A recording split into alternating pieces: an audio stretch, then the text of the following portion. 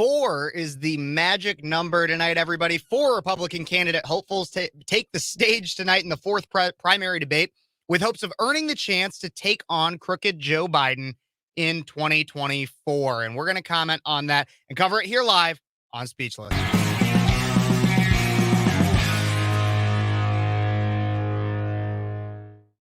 Hey, everybody, and welcome back to Speechless. I'm your host, Kev Phares, 22-year-old conservative college student from Central Illinois, host of Speechless on Cities 92.9, the news and talk of Bloomington Normal and beyond. But not everything necessarily fits the format or the timing of the radio, so I bring it right here to you onto YouTube. Thank you guys so much for tuning in. Many of you have probably already viewed one of my videos before, but if you're a first-time viewer, don't forget to like this video, subscribe to the channel, comment what you think, and share it with your friends. If somebody's trying to find a way to watch the debate tonight, I'll send the link to the regular live stream that you can find yourself, but we will be live streaming it here with commentary. And I want to be clear about that commentary. I oftentimes get people that tune in and they're like, man, that kid won't shut up. Well, that's kind of the point of the show. So if you don't like it, leave and I'll show you the door.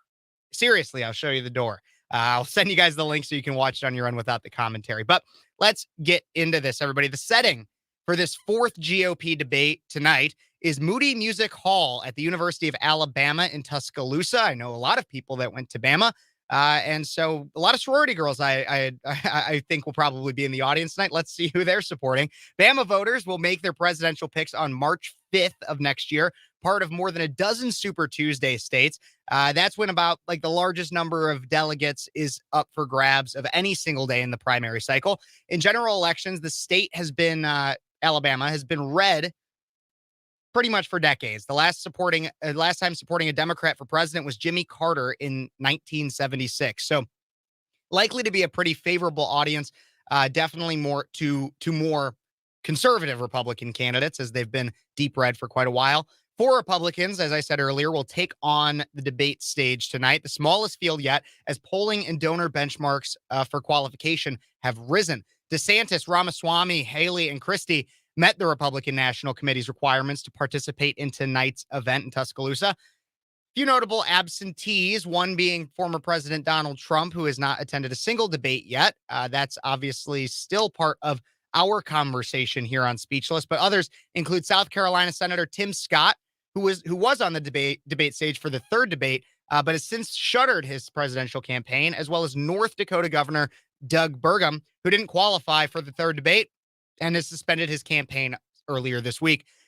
Instead of going to the debate, Trump will be holding a fundraiser in Florida because probably needs some money, has some legal issues and stuff to work out, other stuff like that. Just 4 Republicans, as I said earlier, will share the stage, the smallest crowd to date. For context, at this point in 2016, for their Republican primary, all the way back then, there were still more than a dozen candidates featured on 2 debate stages. Yeah, they had to have 2.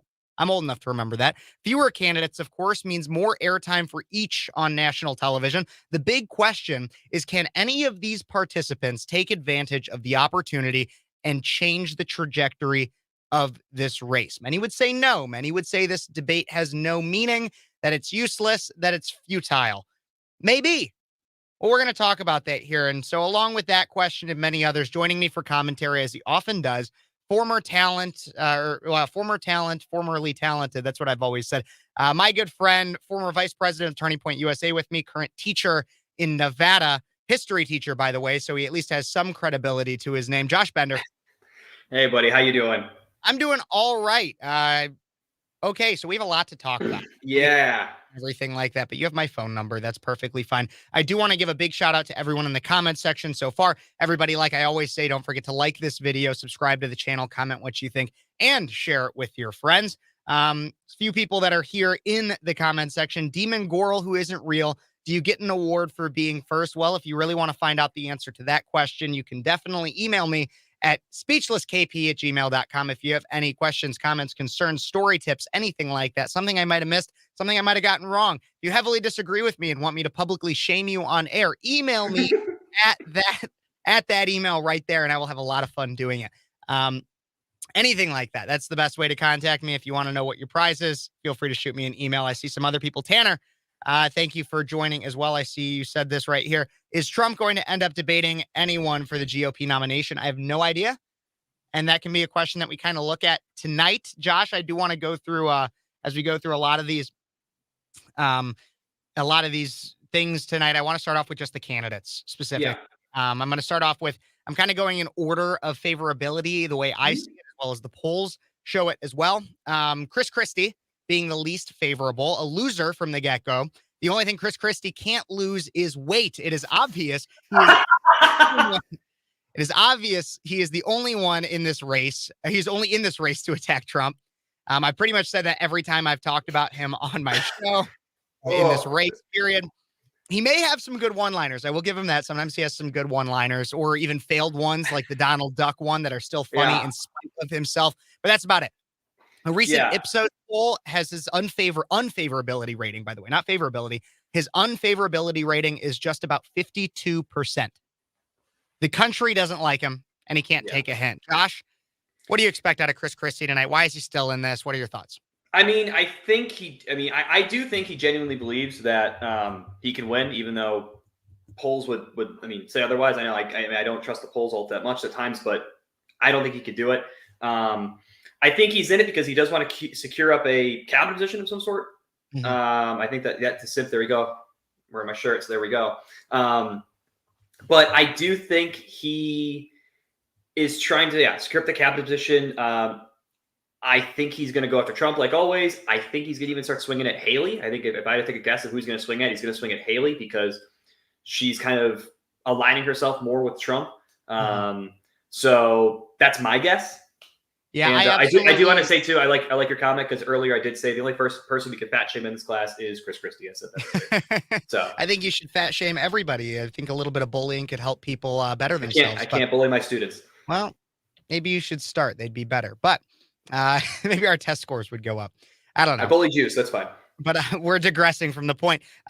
Chris Christie, I think that Vivek will be his number one target, and we're going to get Vivek. I think Vivek will be his number one target. I mean, the entirety of the targets when it comes to Chris Christie is Trump and anybody that aligns with Trump, and that's where I get into our next person, which is Vivek Ramaswamy, who has pretty much been a Trump surrogate for a lot of this. That's the way I see it. His campaign also seems to be dwindling. And when I say he's a Trump surrogate, it's actually proven by not just the way he speaks and the things he says and the way that he can't seem to jump off Trump's bandwagon. That's the word I was looking for. Definitely not anything else. Nothing else. Out of Reuters, Brian Swenson, a national political director for the Ramaswamy campaign, who had been focusing much of his time on the crucial early nominating state of New Hampshire, left the former biotech executive's presidential campaign as it has struggled to gain traction. He did have an early bump after one of the first debates, and also with some of his memes, just the fact that he would rap Eminem and then also got a cease and desist from Eminem for it. But he really hasn't been able to keep that momentum and traction. A Trump aide said Swenson, the national political director, will now help the former president's campaign in Nevada, another early state in the Republican nomination battle. So even some of his own top political directors are abandoning ship for Trump. In opinion polls in recent weeks, Ramaswamy's bid for the party's 2024 presidential nomination has appeared to stall. He languishes at around 5% support of likely Republican primary voters in national polls. So, Josh, in your opinion, why is he still here? What is he running for?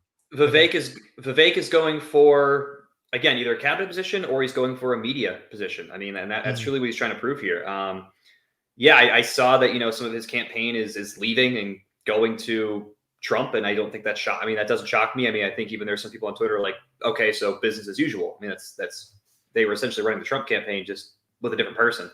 I mean, he's just trying to get his name out there and show that.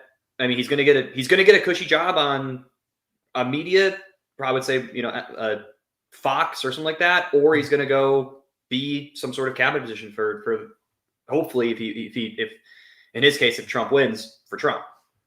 Yeah, that's totally exactly what I would see. What do you expect out of him from the debate tonight? What's his goal there? What is he trying to do?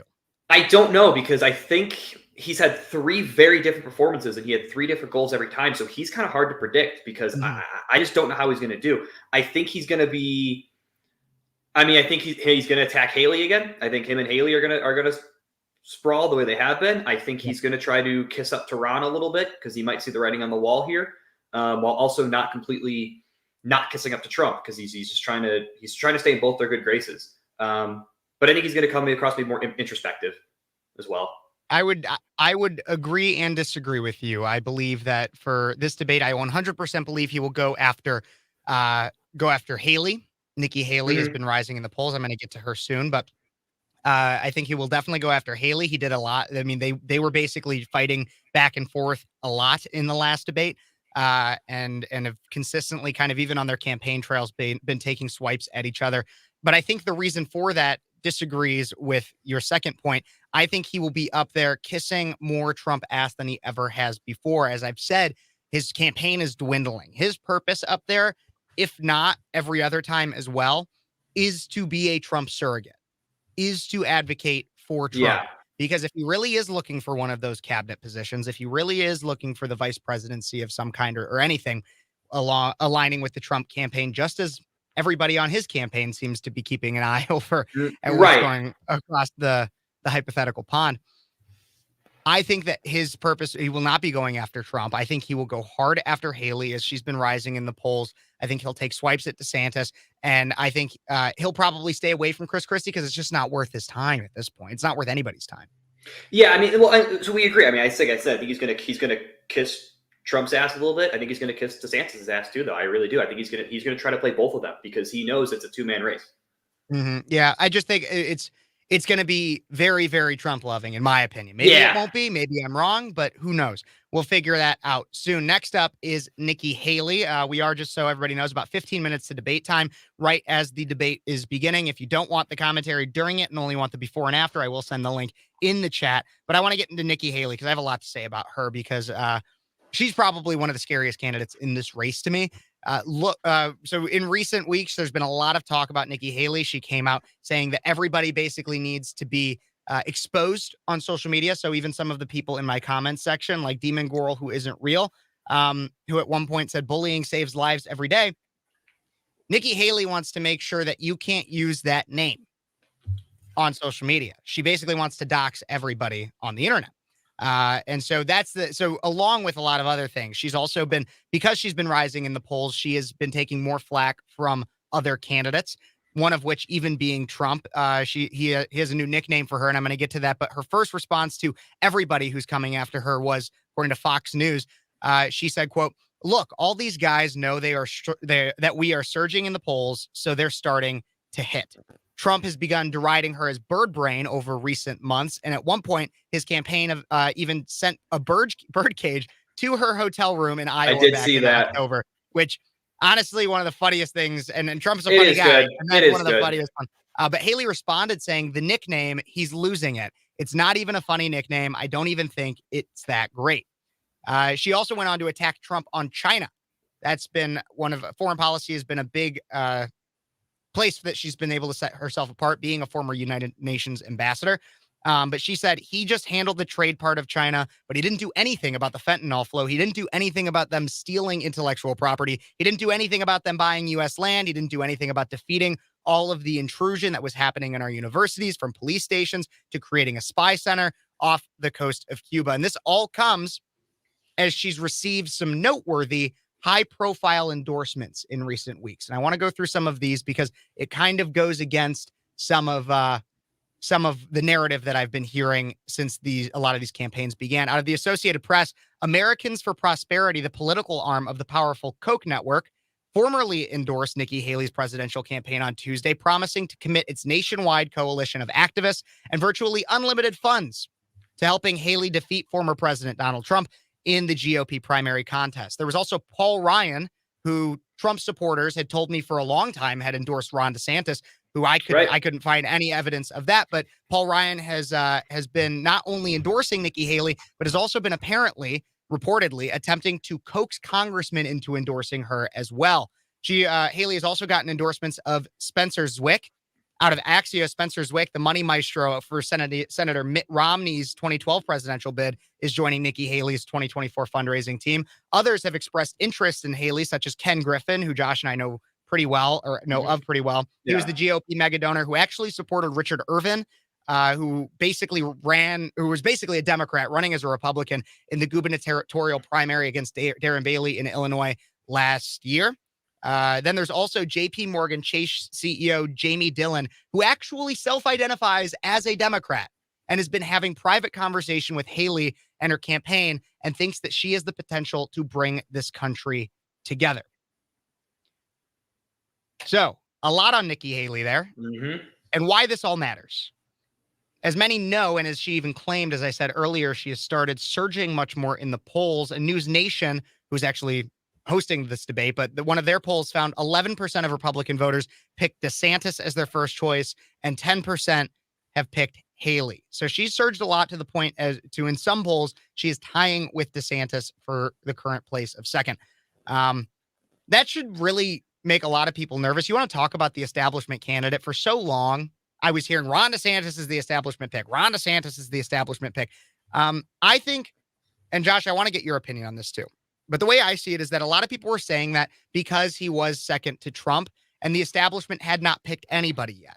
And so it was assumed that if they wanted to beat Trump, then they would go with the second place pick.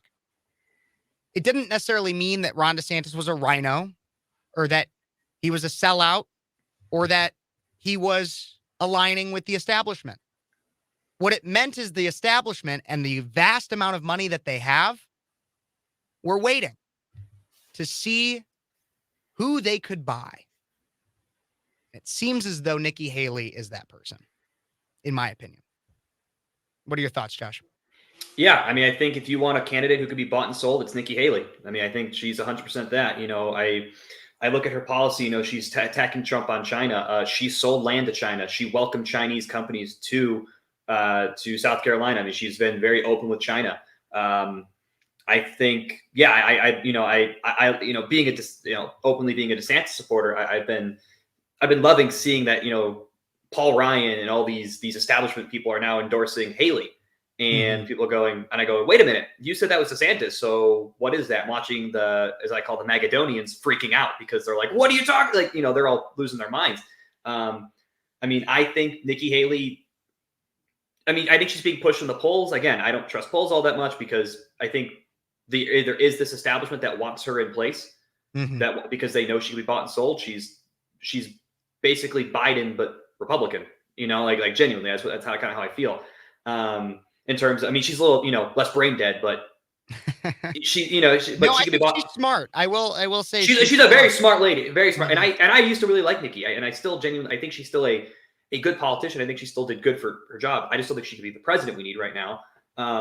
Yeah, I mean, I think she's surging because of all this money coming in. But if money equals one election, Hillary Clinton would have won. And I think that's what we keep seeing. I mean, money doesn't equal one elections. You're right in specific examples. The thing that is worrisome is the fact that money does have a significant level of correlation with those that win most of the time. Potentially. But I think even then, you know, because I think when you're talking about the polls of first choice, I look at, especially in Iowa, second choice, third choice. DeSantis is either first or second. Nikki tends to be third, fourth, fifth. So she's even a lot lower. So it's either they love her or she's a lot lower. So I do think that shows a lot about her and how she is. I mean, yeah, I think you're right. She's terrifying. You know, when she was talking about that whole, you have to use your real name and you can't have an anonymous account. That's terrifying. That's absolutely horrifying. That is, I mean, that's draconian. I mean, that's straight out of China, which she loves. She loves China, so it makes sense. Well, you know, she loves to say that she's going to attack China.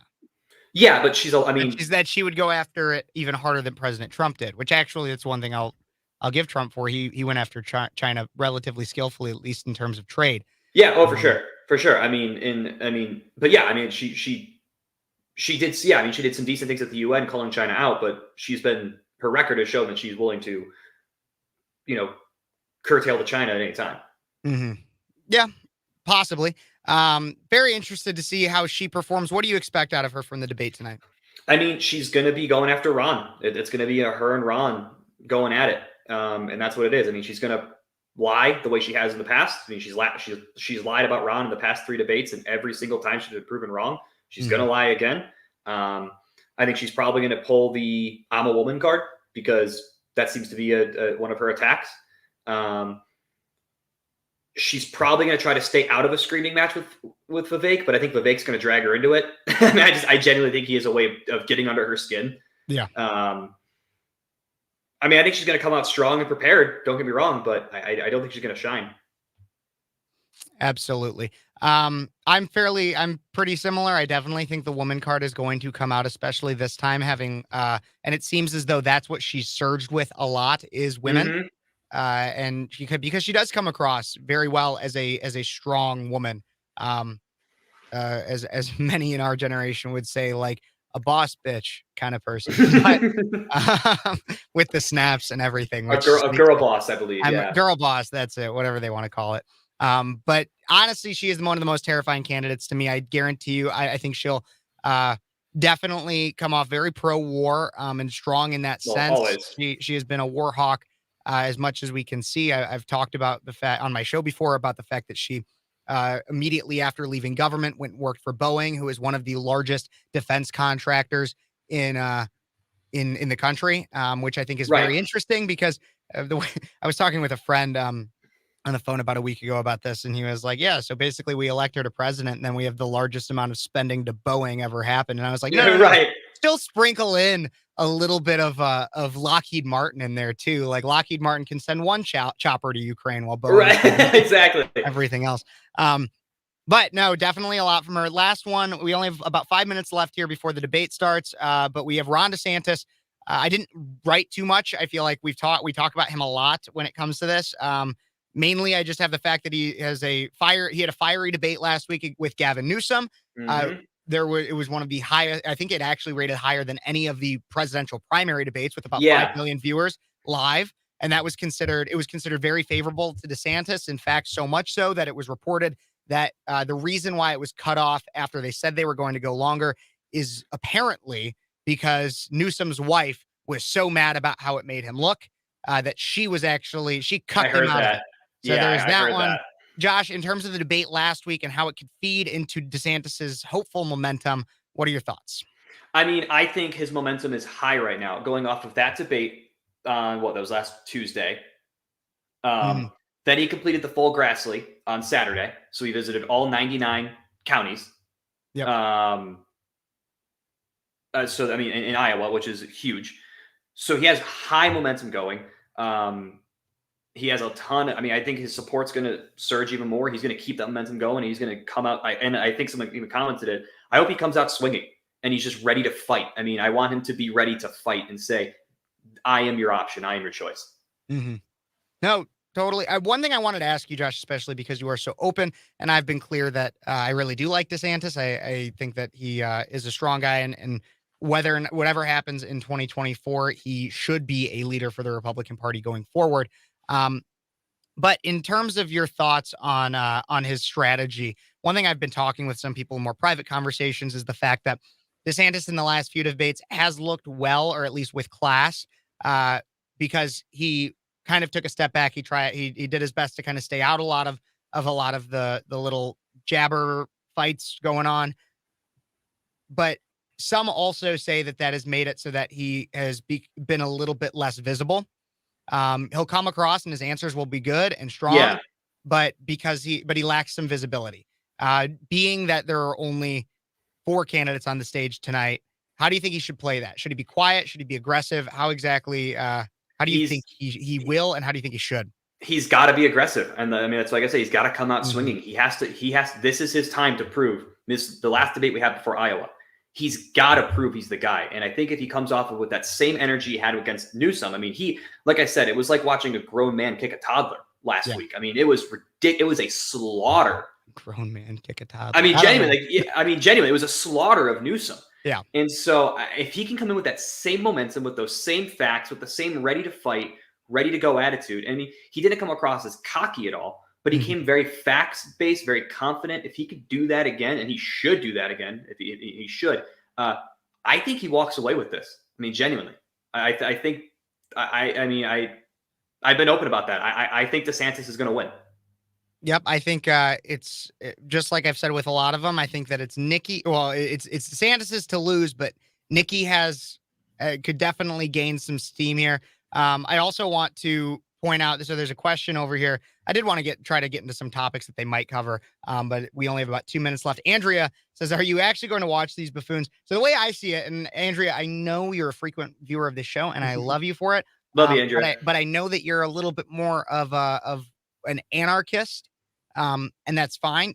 But I'm trying to work within the system here. And I think that even if none of these people go on to be the presidential nominee, as current polls would show that to be likely, that none of them will, they will still be leaders or attempt to be leaders in this party. Maybe not Chris Christie, but the rest of them will still attempt to be leaders in the party. I guarantee it, years down the road. And so hearing what they have to say now is important, because if you listen to what they have to say now and they change it in the future, that says one thing. If you listen to what they have to say now and it doesn't change in the future, that shows another. So yeah, I think it's important. We have about 1 minute left before the debate is supposed to start. I'm going to send the link in the chat right now to the unabridged debate. I don't want to lead anybody off of the commentary, but I know some people want to. So I'm going to send the debate stuff. Josh, in the minute that we have left, what are some topics you think they're going to cover tonight?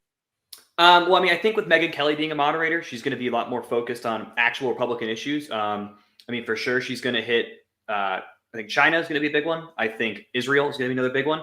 I think the border is going to be a big one. I think the economy is going to be a big one.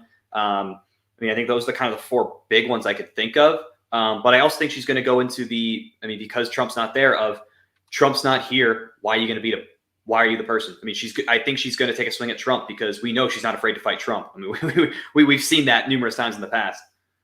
Absolutely. And we got the countdown right there, as we've had in the past. A lot of times the Rumble one can have some issues, but it's the way that I do it without getting any copyright violations. That's why I also put the link in there too, just in case. But to answer that last question, Josh, I don't necessarily disagree with you. Some that I'm interested to hear if they'll talk about, especially being in Alabama, firearms is a big one. I feel like we haven't had much talk about that. A little bit in terms of shooting. There was just a mass shooting today at a school. I saw that as well. UNLV. Abortion seems to be a consistently hot topic, especially with Nikki Haley. Healthcare, big tech is another one. Also with Nikki Haley, healthcare is another great one because of a lot of things that have come out. But we got this starting here. Let me unmute it and let's get going. There we go.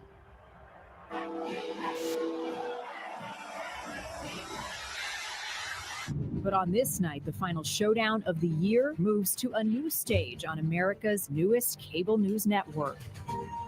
40 days before the Iowa caucuses, millions of votes are still up for grabs. And 4 candidates are fighting for every last one of them. Who could catch fire and shock the political world? 2024 is do or die for us. We're not getting a mulligan on this. Governor Ron DeSantis. We have to have a new generation. So they're just going through intros right now, but I do want to say, guys, as it's starting, put any comments on anything that they say in the chat. I'll bring them up on screen during it. And obviously we'll provide our own commentary too, but I want you guys to be a part of it. So feel free to add those into the chat during this. And I'll put as many of them up as I think are necessary. So definitely be involved in the chat. The lights are on. The field is set. It's game day in Alabama. And who knows what the tide will roll in. That's a good play on it. That was good.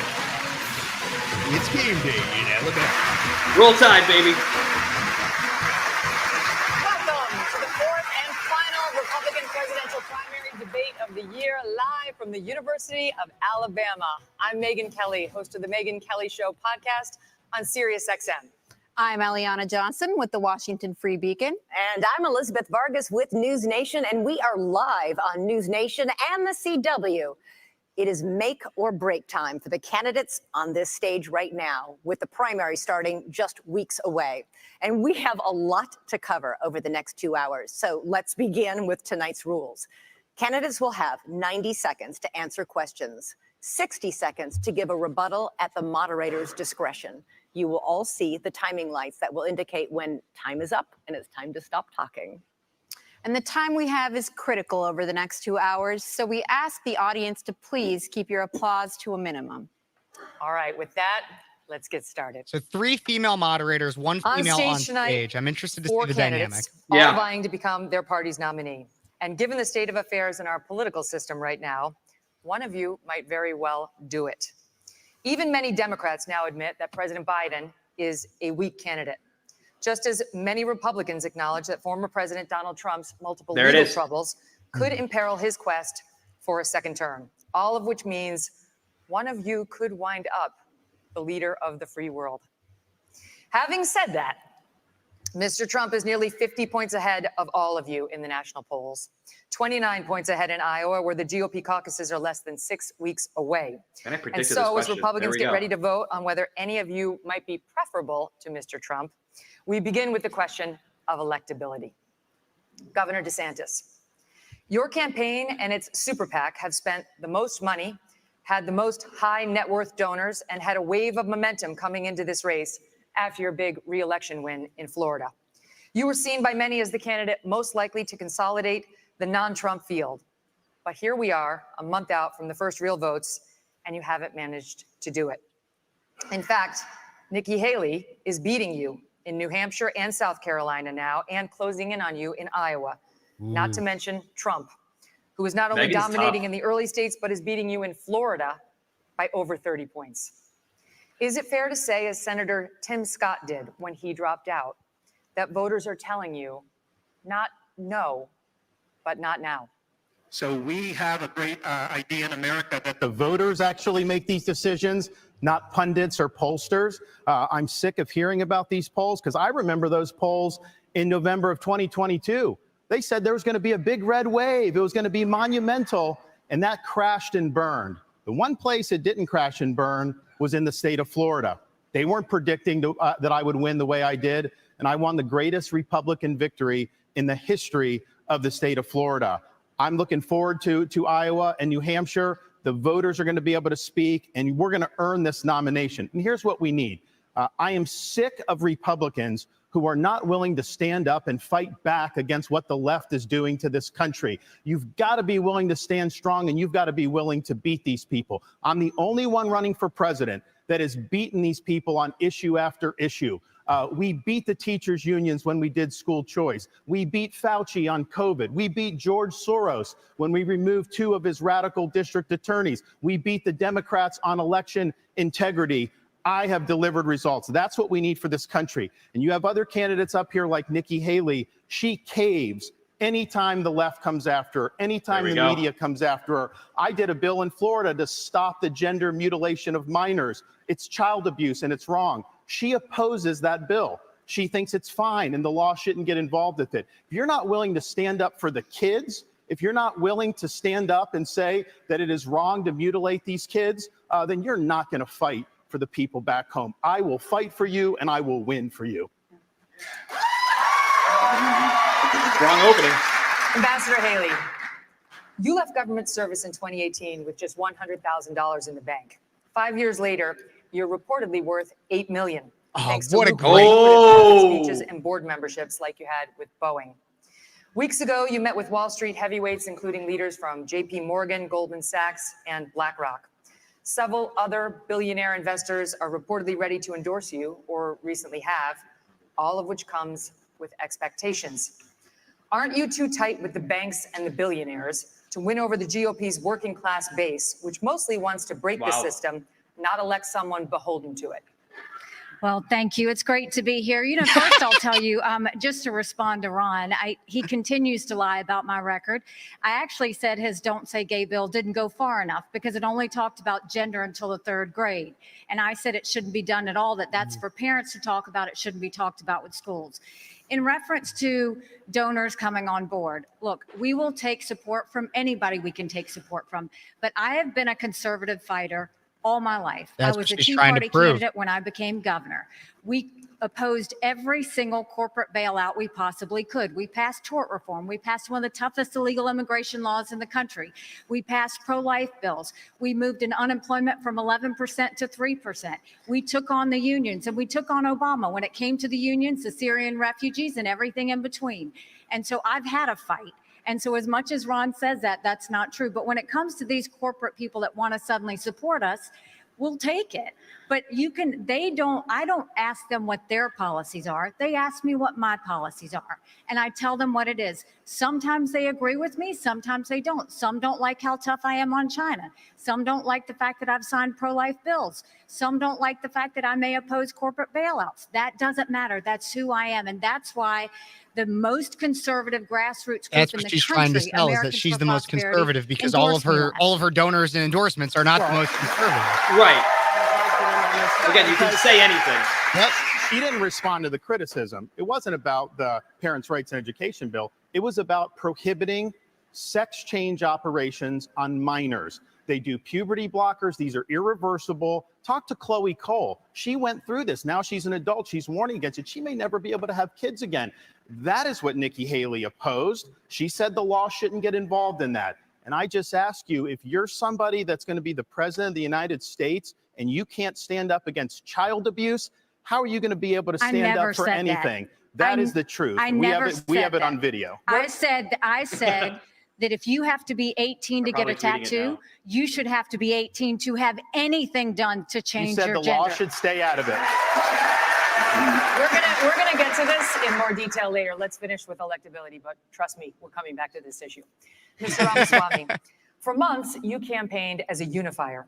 Then you stood up at the first debate and attacked all of your competitors as bought and paid for. I remember that. Second debate, you changed your tune, saying these are good people on this stage, admitting you can come across as a bit of a know-it-all and rejecting the practice of personal insults. By debate number 3, you called Nikki Haley corrupt, accused Ron DeSantis of wearing high heels, and told Ambassador Haley she should keep a closer eye on her daughter. Can you see how this has led some to conclude you are not, in fact, a unifier, and to question your authenticity? Megyn, I think there's a time and place for everything. We need somebody in the White House who absolutely is going to be a fighter when it counts. And I did say that there were some good people on that stage in that third debate. Doug Burgum was on that stage at that time. Hell yeah, I'll Doug. say that. Doug. Jokingly, Ron DeSantis is a good person, too. I want to go back, though, to Nikki Haley's comment from earlier that she is somehow not responding to the will of these donors. Nikki, you were bankrupt when you left the UN. After you left the UN, you became a military contractor. You actually started joining service on the board of Boeing, whose back you scratched for a very long time. Yep. And then gave foreign multinational speeches like Hillary Clinton is. And now you're a multimillionaire. That math does not add up. It adds up to the fact that you are corrupt. And when I said they were bought and paid for, I meant the Republican establishment, not the Democratic establishment. Now you have Reid Hoffman, the person who's effectively George Soros Jr., funding lawsuits across this country against Donald Trump to keep him off the ballot, funding left-wing causes. We discovered this week that he is one of Nikki Haley's largest supporters. Larry Fink, the king of the woke industrial complex, the ESG movement, the CEO of BlackRock, the most powerful company in the world, now supporting Nikki Haley. And to say that doesn't affect her is false, because it's after that meeting later that day that she says that every American needs to be doxxed by having their ID, their government-issued ID, tied to what they say on the internet. So I think that this is far more corrupt than I even imagined when I entered politics. Yep. But I will say this. It is going to take a leader from the outside with fresh legs from the next generation to unite this country. Not the broken politicians who are puppets of the puppet masters, but the actual people in this country. Thomas Jefferson was 33 when he wrote the Declaration of Independence. I think it's going to take somebody whose best days in life are still ahead to see a country whose best days are ahead of itself. And I think I can reach that next generation better than anybody else in this race. Thank you. Trump hands. Megyn. First of all, we weren't bankrupt when I left the UN. We're people of service. My husband is in the military, and I served our country as UN ambassador and governor. It may be bankrupt to him, but it certainly wasn't bankrupt to us. Secondly, I did serve on the board of Boeing. I did a lot of work with Boeing when I was governor. They were a great partner to me. I served for 10 months. And then when they decided after COVID that they wanted to go for a corporate bailout, I've never supported corporate bailout, so I respectfully stepped back and got off the board. I love Boeing. They build good commercial airplanes. They build airplanes for our Air Force. I am proud of them. They employ a lot of people in South Carolina, but that's why I left the Boeing board. There's nothing to what he's saying. And in terms of these donors that are supporting me, they're just jealous. They wish that they were supporting them, but I'm not going to sit there and deny. Hold on, let me get the governor in and then I'll go. So, Governor and DeSantis, Vivek, are you he jealous? wrote a book talking about ESG and these woke corporations and BlackRock. The idea that I want to do that in Florida, they were managing our part of our pension, They're and then when they did the teaming up against ESG, Haley. I I know. took $2 billion They're away slow- from BlackRock. again, they're going we at took it, man. action. This ESG, they call it environment, social governance, and again, Nikki is meeting with all these people. They want to use economic power to impose a left-wing agenda on this country. They want basically to change society without having to go through the constitutional process. We've kneecapped it in the state of Florida. The next president of the United States needs to be able to go to that office on day one and end ESG. And the fact of the matter is, we know from her history, Nikki will cave to those big donors when it counts. And that is not acceptable. I did write that book, Ron, and the irony is Nikki Haley was heaping praise on me when I wrote that book, but now I worry. I was warning about the woke industrial complex in this country as a warning. Apparently, she read it as a how-to manual, just like she reads George Orwell's books as well. And so I think that's actually far more dangerous than, this is really important for people to understand. We're marching towards fascism under Biden. Jack Smith has subpoenaed every last retweet that someone has issued from Donald Trump in the year 2020. The only person more fascist than the Biden regime now is Nikki Haley, who thinks the government should identify every one of those individuals with an ID. That is not freedom, that is fascism, and she should come nowhere near the levers of power, let alone the White House. I've got to get to Governor Christie. I haven't forgotten No, about but you, can sir. I just say, Can these you guys- please speak? I really appreciate How it. you doing, sir? Christie's like, hey. Can you please speak to the Hard to miss him too when he's built like requirement that you Thomas the said Tank Engine. that every anonymous internet user needs to out themselves? They're both hitting you on it. I would be happy to, and I love all the attention, fellas. Thank you for that. That's classy. I'll Gotta give say it to this. her. What I said was that social media companies need to show us their algorithms. I also said there are millions of bots on social media right now. They're foreign, they're Chinese, they're Iranian. I will always fight for freedom of speech for Americans. We do not need freedom of speech for Russians and Iranians and Hamas. We That's not need what you social said. media companies to go That's and a lie. fight Apparently, back on Demon all of Girl these is like a Russian, bots that are Chinese, happening. Iranian That's bot. what I said. As a mom, Just so you know. as a mom, do I Literally. think that social media would be more civil if we went and had people's names next to that? Yes, I do think that, because I think we've got too much cyberbullying. I think we've got child pornography and all of those things. But having said that, I never said government should go and require anyone's That's name. false. That's She what said, I I said. want your name. I'm gonna find the clip. She's president of the absolutely said United it. States. Her first day in office, she said, one of the first things I'm going to do I have the said we call were going to social get media. the I millions want your of name. bots. She wants That's what she government said. ID to Hold on, dox finish every what you're American. saying. That's Hold what on. she said. You can roll the tape. She said, I want your name. And that was going to be one of the first things she did in office. And then she got real serious blowback, and understandably so, because it'd be a massive expansion of government. Actually, We have anonymous speech. The Federalist Papers were written with anonymous writers. Jay Madison and Hamilton, they went under Publius. It's something that's important, and especially given how conservatives have been attacked and they've lost jobs and they've been canceled. You know the regime would use that to weaponize that against our own people. Okay, It was a so bad I have idea, to say- and I she have to should say- own up to it. Come on, now, what are I'll you give doing you here? 15 seconds, and then there is the governor, Okay. former governor of New This Jersey. who cracks me up deserves some because time. Ron is so Christie. hypocritical, because he actually went and tried to push a law that would stop anonymous people from talking to the press, and went so far to say bloggers should have to register with the state if they're going to write about elected officials. It was in the, check your newspaper. It was absolutely there. Some I legislators. have never Reveals her said ammunition government to No more, should. no more. trample on your You constitutional can come back to it rights. later. This is more dangerous than the You're Democrats. lying. This section's over. Okay. Governor Christie. Really? Just for me. that I'm piece. usually not somebody who gets missed, but okay, let's go. What's happening? Okay, I got you. See, that was good. I don't know Listen, if he meant it about his weight, but that's what it was. 2020, you gave him an A for his first term. Since then, however, you've turned on him, calling him a liar, a loser, a con man, and someone who cannot win. You've even said that you got into this race just to stop President Trump. His approval rating with Republicans is currently at 81%.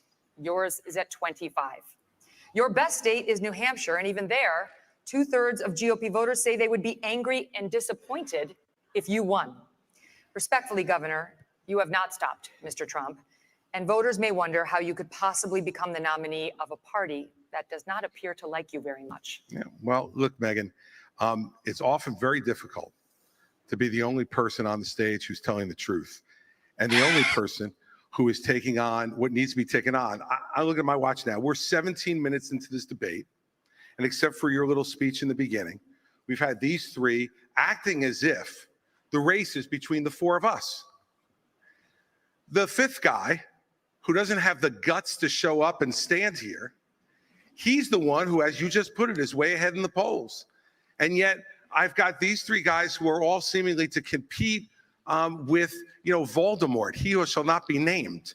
They don't want to talk about it. The fact is that when you go and you say the truth about somebody who is a dictator, a bully, who has taken shots at everybody, whether they've given him great service or not over time, who dares to disagree with him, then I understand why these three are timid to say anything about it.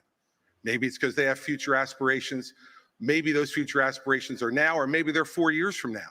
But the fact of the matter is the truth needs to be told. And for us to go 17 minutes without discussing the guy who has all those gaudy numbers you talked about is ridiculous. I'm in this race because the truth needs to be spoken. He is unfit. This is a guy who just said this past week that he wants to use the Department of Justice to go after his enemies when he gets in there. I mean, the fact of the matter is he is unfit to be president, and there is no bigger issue in this race, Megyn, than Donald Trump, and those numbers prove it. Governor Christie, we will be addressing that issue of Donald Trump in just a moment, but I'd like to first get to some questions on Israel. Governor DeSantis, tonight as we speak, the war is back on in Gaza. Israeli tanks are on the move and have surrounded the home of the leader of Hamas. 8 Americans have been held hostage in the tunnels beneath Gaza for 60 days now. American troops and warships in the Middle East are under attack. How far would you go as president to secure the release of those 8 American hostages? And would it include sending American forces into combat? We have to look out for our people. When there are hostages, Commander-in-Chief, you have to do whatever you can to get them done. But the overall issue with this is this administration is trying to hobble Israel from being able to defend itself. They have a right to eliminate Hamas and win a total and complete victory so that they never have to deal with this again. Hamas wants nothing less than a second Holocaust. They would wipe off every single Jew off the map. They would destroy the state of Israel if we could. Joe Biden will say they support Israel, and then they do nothing but try to kneecap them every step of the way. You should not try to direct their war effort. We should work together with them so that they can bring Hamas to heel. Look, I served in Iraq back in the day. I'm the only one running for president that served in the military. I understand that part of the world. It's not the best part of the world. We do have troops there that Biden is leaving basically as sitting ducks. And you have the Iranians that are attacking these troops, and he's responding with basically pinpricks. If you harm an American service member, you're going to have hell to pay when I'm president. We are not going to let our troops be sitting ducks. We also need to look at what's the underlying problem here. Iran. Biden is doing nothing to bring Iran to account. You got to turn the screws on them. Don't let them have any oil revenue. The money they get, they send to Hamas, they send to Hezbollah, and they foment jihad throughout the Middle East. So Biden has empowered Iran just like he's empowered other adversaries. We stand with Israel. They're our best ally in the Middle East. We have a unique relationship with them, and you will see a strong relationship when I'm the president of the United States. This is the problem with the first 3 debates. Ron gets asked the question, and he doesn't answer it. Your question was very specific. You said, would you send American troops as commander-in-chief? And he went on to this minute and 30-second hosanna about his knowledge of the military and what we need to do, and didn't answer your question. Look, when you're president of the United States, smart guy, you're not what going the to hell have a is choice hosanna? whether to answer that question or not. Your generals, your Secretary of Defense, your Secretary of State, your National Security Advisor are going to present plans to you. They're going to look at you and say, do we go or don't we, Mr. President? And you can't give a 90-second speech about your military service, as laudable as it is. Would you send American troops in to rescue those hostages? Absolutely. If they had a plan which showed me that we could get them out safely, you're damn right I'd send the American Army in there to get our people home and get them home now. And I'll answer that question directly. Thank you, Governor Christie. Mr. Ramaswamy, you have said it was irresponsible for Ambassador Haley to call Hamas's terrorist rampage an attack on America and for her to, quote, rabidly shout, finish them, end quote. The Hamas terror attack left dozens of Americans dead and was the deadliest attack on Jews since the Holocaust. Why wouldn't it be a good thing to finish Hamas? Finish them was purposefully vague in a discussion that included Iran, which is what I objected to. And I think it's, as U.S. president, you have to be responsible. What happened to Israel was dead wrong. What Hamas did was medieval. It was subhuman. It was immoral. And we have to call that out for what it is on October 7th. But to say that that was an attack on America fails a basic test. I mean, Nick, if you can't tell the difference between where Israel is and the U.S. is on a map, I can have my 3-year-old son show you the difference. That is irresponsible because it has major consequences, because that doesn't leave room for what actually is an attack on America. So I believe I have the strongest pro-Israel position actually on the stage, even though it's a little bit different than the standard GOP talking points. And it is this. The founding vision of Israel, David Ben-Gurion, the George Washington figure of Israel, what did he believe? He believed that we don't want, as Israel, to depend on the fleeting sympathies of the West and have our hands tied.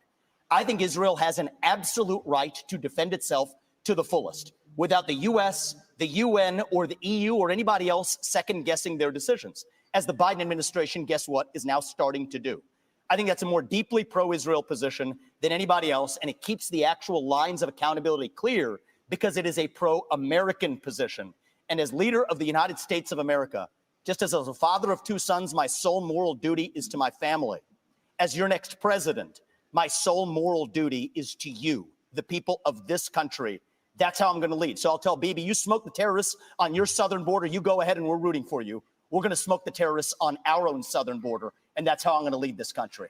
But Americans were killed in that attack. Americans were killed in that attack. And so if you looked at this terrorist attack and the number of Americans, this would be one of the top 10 terrorist attacks in American history. So our own people were killed in that attack. And I think it's absolutely appropriate to point that out and to say that we're in this together and we are going to work with Israel so that these people are brought to justice.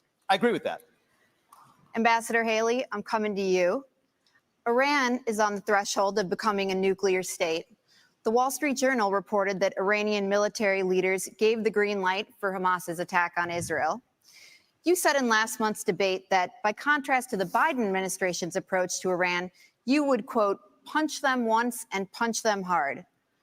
Were you saying that it's time to bomb Iran? No, I was not saying it's time to bomb Iran, No, but she I will meant tell literally you, punch I them. dealt with Iran every day when I was at the United Nations, and they only respond to strength. What they don't respond to is when you weaken the sanctions like they did on Iran that allowed China to send them billions to fill their proxies. What they don't respond to is when you give $6 billion for 5 hostages. That only makes them want more hostages. What they don't respond to is when they do 140 strikes on our men and women in Syria and Iraq, and we do nothing but just some small shots back. You've got to punch them. You've got to punch them hard and let them know that. That's the only way they're going to respond. So the way you do that is you go after their infrastructure in Syria and Iraq where they're hitting our soldiers. That's what you do. And then that's when they'll back off. The problem is you have to see that all of these are related. If you look at the fact Russia was losing that war with Ukraine. Putin had hit rock bottom. They had raised the draft age to 65.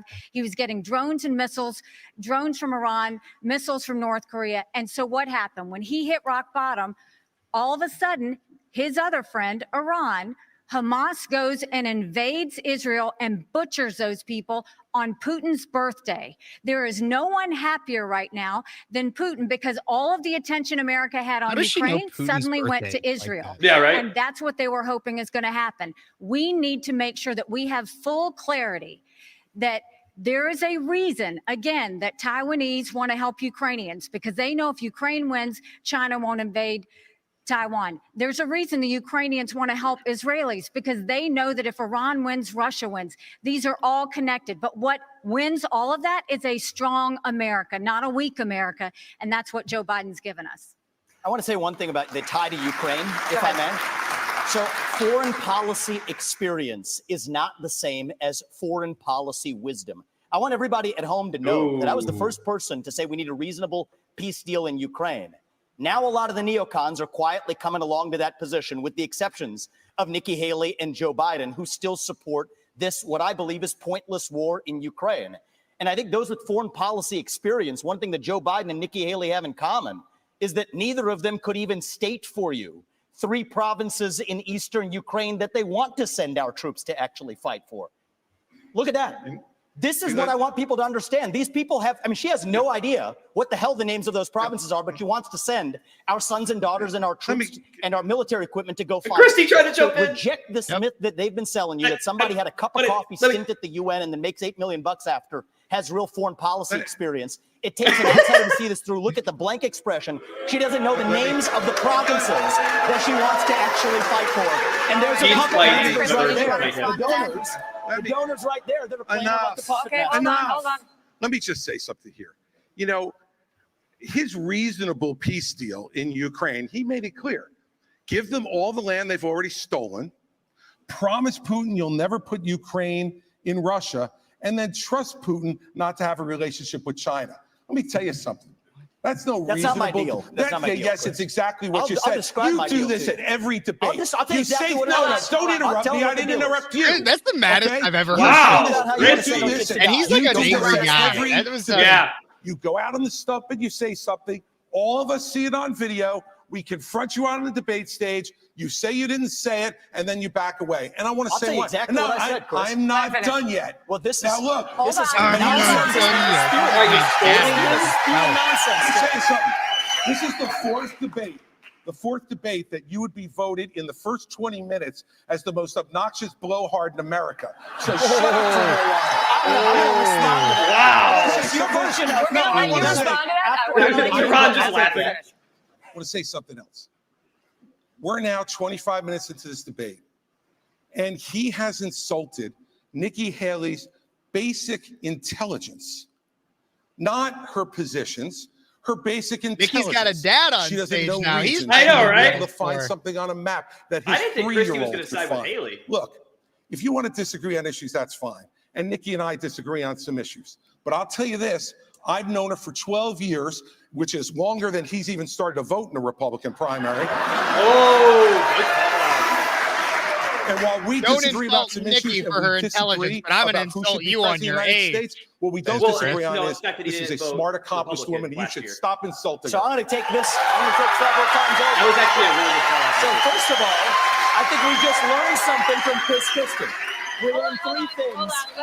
We learned 3 things right there. First of all, Chris Christie also doesn't know what provinces in eastern Ukraine he actually wants us to fight for. Chris, your version of foreign policy experience was closing a bridge from New Jersey to New York. Yeah. So do everybody a favor, just walk yourself off That was that good. stage, enjoy a nice meal, Yeah. and get the hell out of this Yeah, race. let me- When it Enjoy a comes nice to meal. Nikki, I think if you're going to actually send your sons and daughters to go While die you in somebody weren't else's voting- war, Hold on. while you you better, weren't excuse me, voting- Chris, I'm speaking, and I'm not done yet. I You haven't had your heard it. chance, I know you aren't and we're going to be speaking. done. So listen up to this, is if these people want to send your sons and daughters to go die in Ukraine, they've been arguing for it for a year. $200 billion of our taxpayer money sent over. Neither of them could even name for you the provinces that they actually want to protect. And this is the people who have been touting their so-called foreign policy experience. It is intellectual fraud. These people are lying to you, the same people who told you about weapons and mass destruction in Iraq to justify that invasion, didn't know the first thing about it, yet they sent thousands of our sons and daughters to go die. The same people who told you the same in Afghanistan, where the Taliban is still in charge 20 years later. $7 trillion of our national debt due to these toxic neocons. You can put lipstick on a Dick Cheney, it is still a fascist neocon. Thank and you, you have to Mr. see that Ramaswamy. today. Thank you, It's Mr. Dick Cheney Ramaswamy. all over again in this party. Thank you, Mr. Ramaswamy. 15 seconds. Name the provinces. Neither of you could even Mr. name the first thing about Eastern Ramaswamy. Ukraine. I think we've had enough of this. And Crimea. Think about that. Let me just. It's actually Crimea is the wrong All right, answer. all right. The floor is Christie's. All right. Let me just say this. You know, this is the kind of thing where he talks about experience. You know, I was the U.S. attorney in New Jersey when the terrorist attacks were launched against the United States in 2001.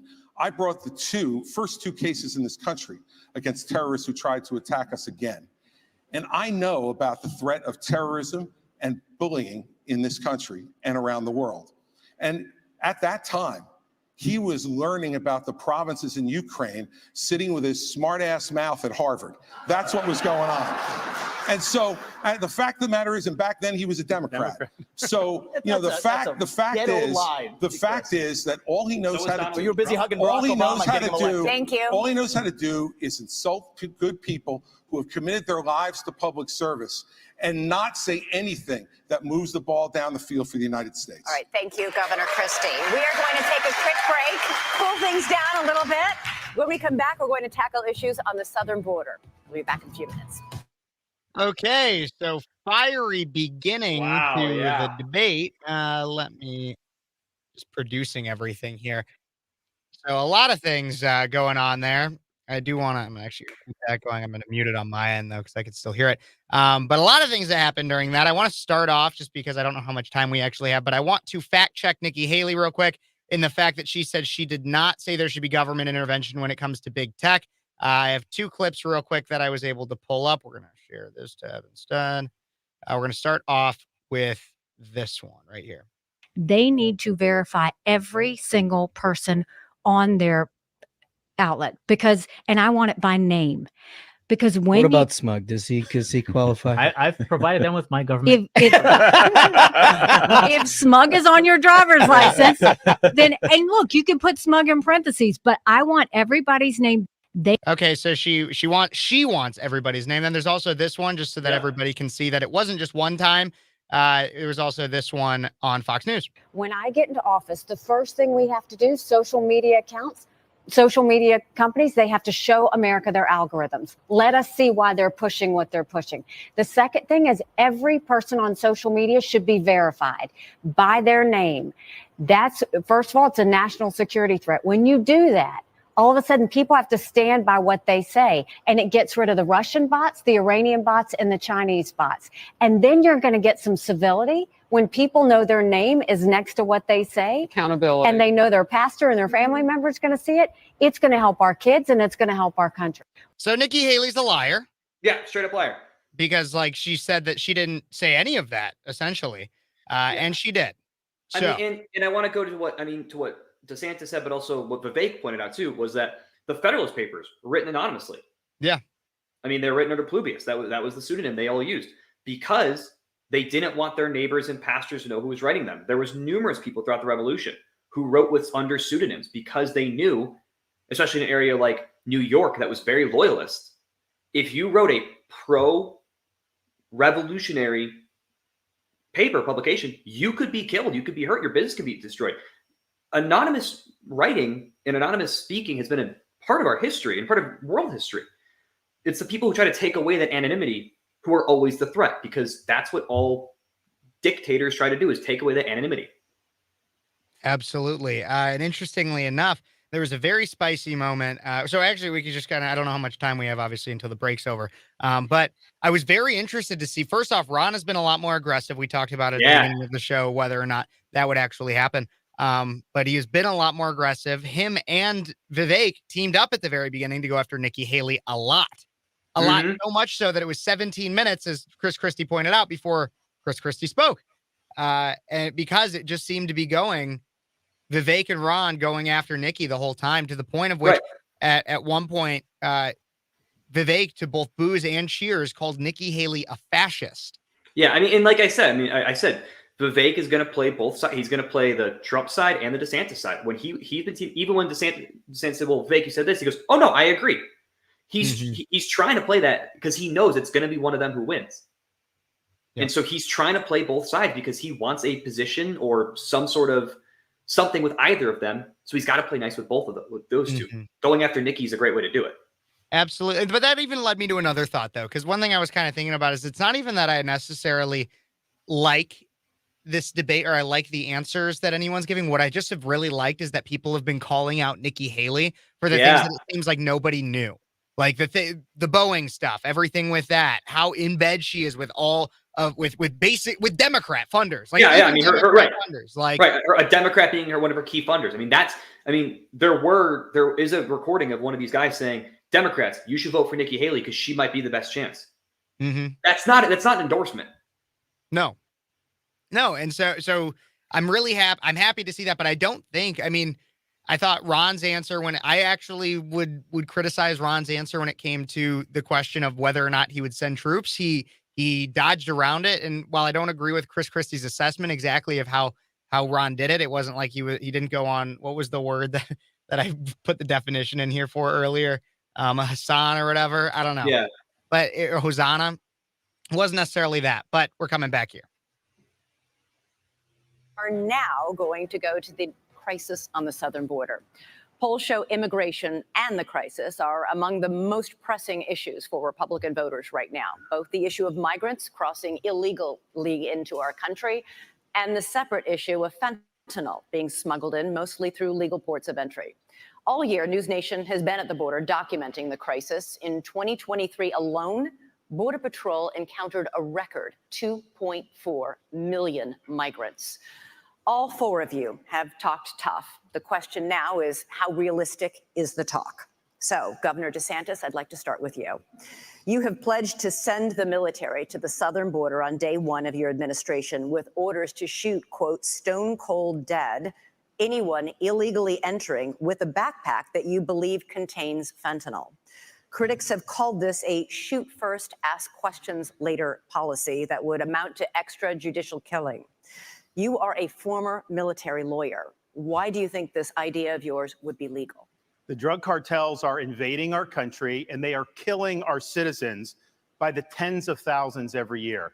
We had a situation in Florida. There was an 18-month-old baby that was crawling on the floor of an Airbnb rental. There was fentanyl residue on the carpet, and the baby died. Is this acceptable in this country? I know the elites in D.C., they don't care. They don't care that fentanyl is ravaging your community. They don't care that illegal aliens are ravaging our community and overwhelming our community. The commander-in-chief not only has a right, you have a responsibility to fight back against these people. And does that mean shooting first? It means you're gonna categorize them as foreign terrorist organizations, and we will identify just like we would anywhere. When I was in Iraq, the Al-Qaeda wasn't wearing a uniform. You'd see anyone walking down the street, they all had man dresses on. You didn't know if someone had a bomb, an IED attached or not. And so you had to make a judgment based on intelligence, based on positive identification. But we're going to be able to get the intelligence on these cartel people. And here's the thing. If we had a wall across the southern border, which I support, this would not have happened. We need to build a wall across the southern border. I'll get it done, and Mexico is supposed to pay for it. Remember, here's how you do that. I am going to have fees on remittances from foreign workers when they send the money back to foreign countries. We're going to tax it, and we're going to build a wall with that. So, yes, you should have had that, but we don't have it. I'm going to build it, but we have to lean in on this problem. I am not going to sit there and allow mothers to lose more kids because of fentanyl overdose. I am not going to sit there and let sex trafficking go unabated or human trafficking go unabated. There's going to be a new sheriff in town, and these drug cartels better buckle up. Thank you. Ambassador Haley, you have pledged to catch and deport all migrants who are here in this country illegally. Abort or then you deport? said in Londonderry, New Hampshire last month that you will not deport those who are working and paying taxes rather than feeding off the system. Which is it? So first of all, what I said is all of the 7 or 8 million illegals that have come under Biden's watch absolutely have to go back. We have to stop the incentive of what's bringing them over here in the first place.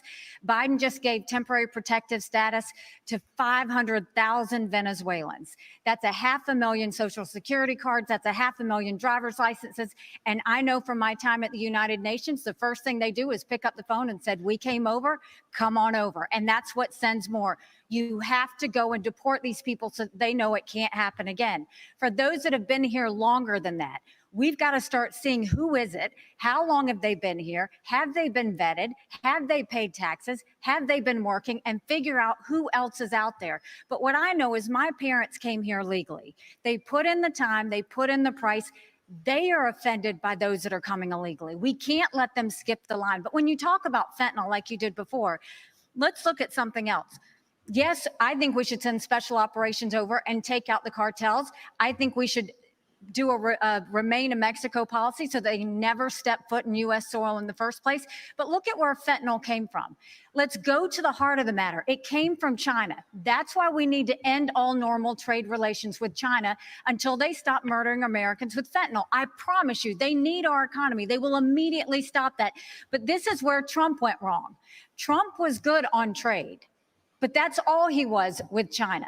Because here he allowed fentanyl to continue to come over. He continued to allow them to he would give them technology that would build up their military and hurt us. He allowed the Chinese infiltration for them to buy up farmland, to put money in our universities, and to continue to do things that were harmful for America. We now have a spy base in Cuba and police stations, and Trump didn't do anything about it. For China, though, I mean, this is rich, because when she was governor of South Carolina, she was the #1 ranked governor of bringing the CCP into her state. There it is. She wrote a love letter to the Chinese ambassador saying how great a friend China is. You can look at it. We put it on our website, rondesantis.com. There's also a video of her as governor standing in front of a Chinese flag with a Chinese business saying that she now works for them, talking about this Chinese company. So she's been very weak on China. Now, here's the problem. The rhetoric is different, but her donors, these Wall Street liberal donors, they make money in China. They are not going to let her be tough on China, and she will cave to the donors. She will not stand up for you. 15 seconds, Ambassador. First of all, he's mad because those Wall Street donors used to support him, and now they support me.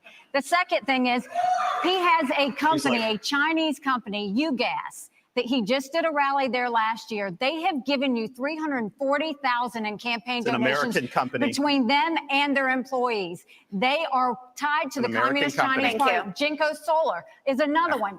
They went and expanded. You gave $2 million in subsidies. I banned China from buying land in the state of Florida. The Department of Homeland ejected the Confucius Institute.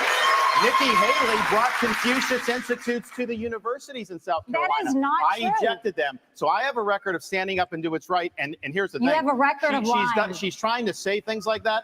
Even the liberal media groups that usually if I say the sky is blue, they'll fact check me and say that's wrong. They looked at her charges. They said it was totally false, that they could not find one instance of me recruiting a Chinese business coming to Florida. You know why? Because we never recruited any Chinese businesses from the state of Florida. Right. Thank you. Thank you.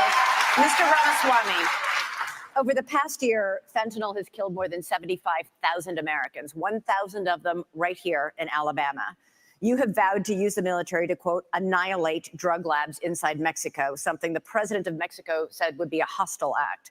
But fentanyl can easily be made anywhere, and labs that are shut down can easily and quickly be replaced.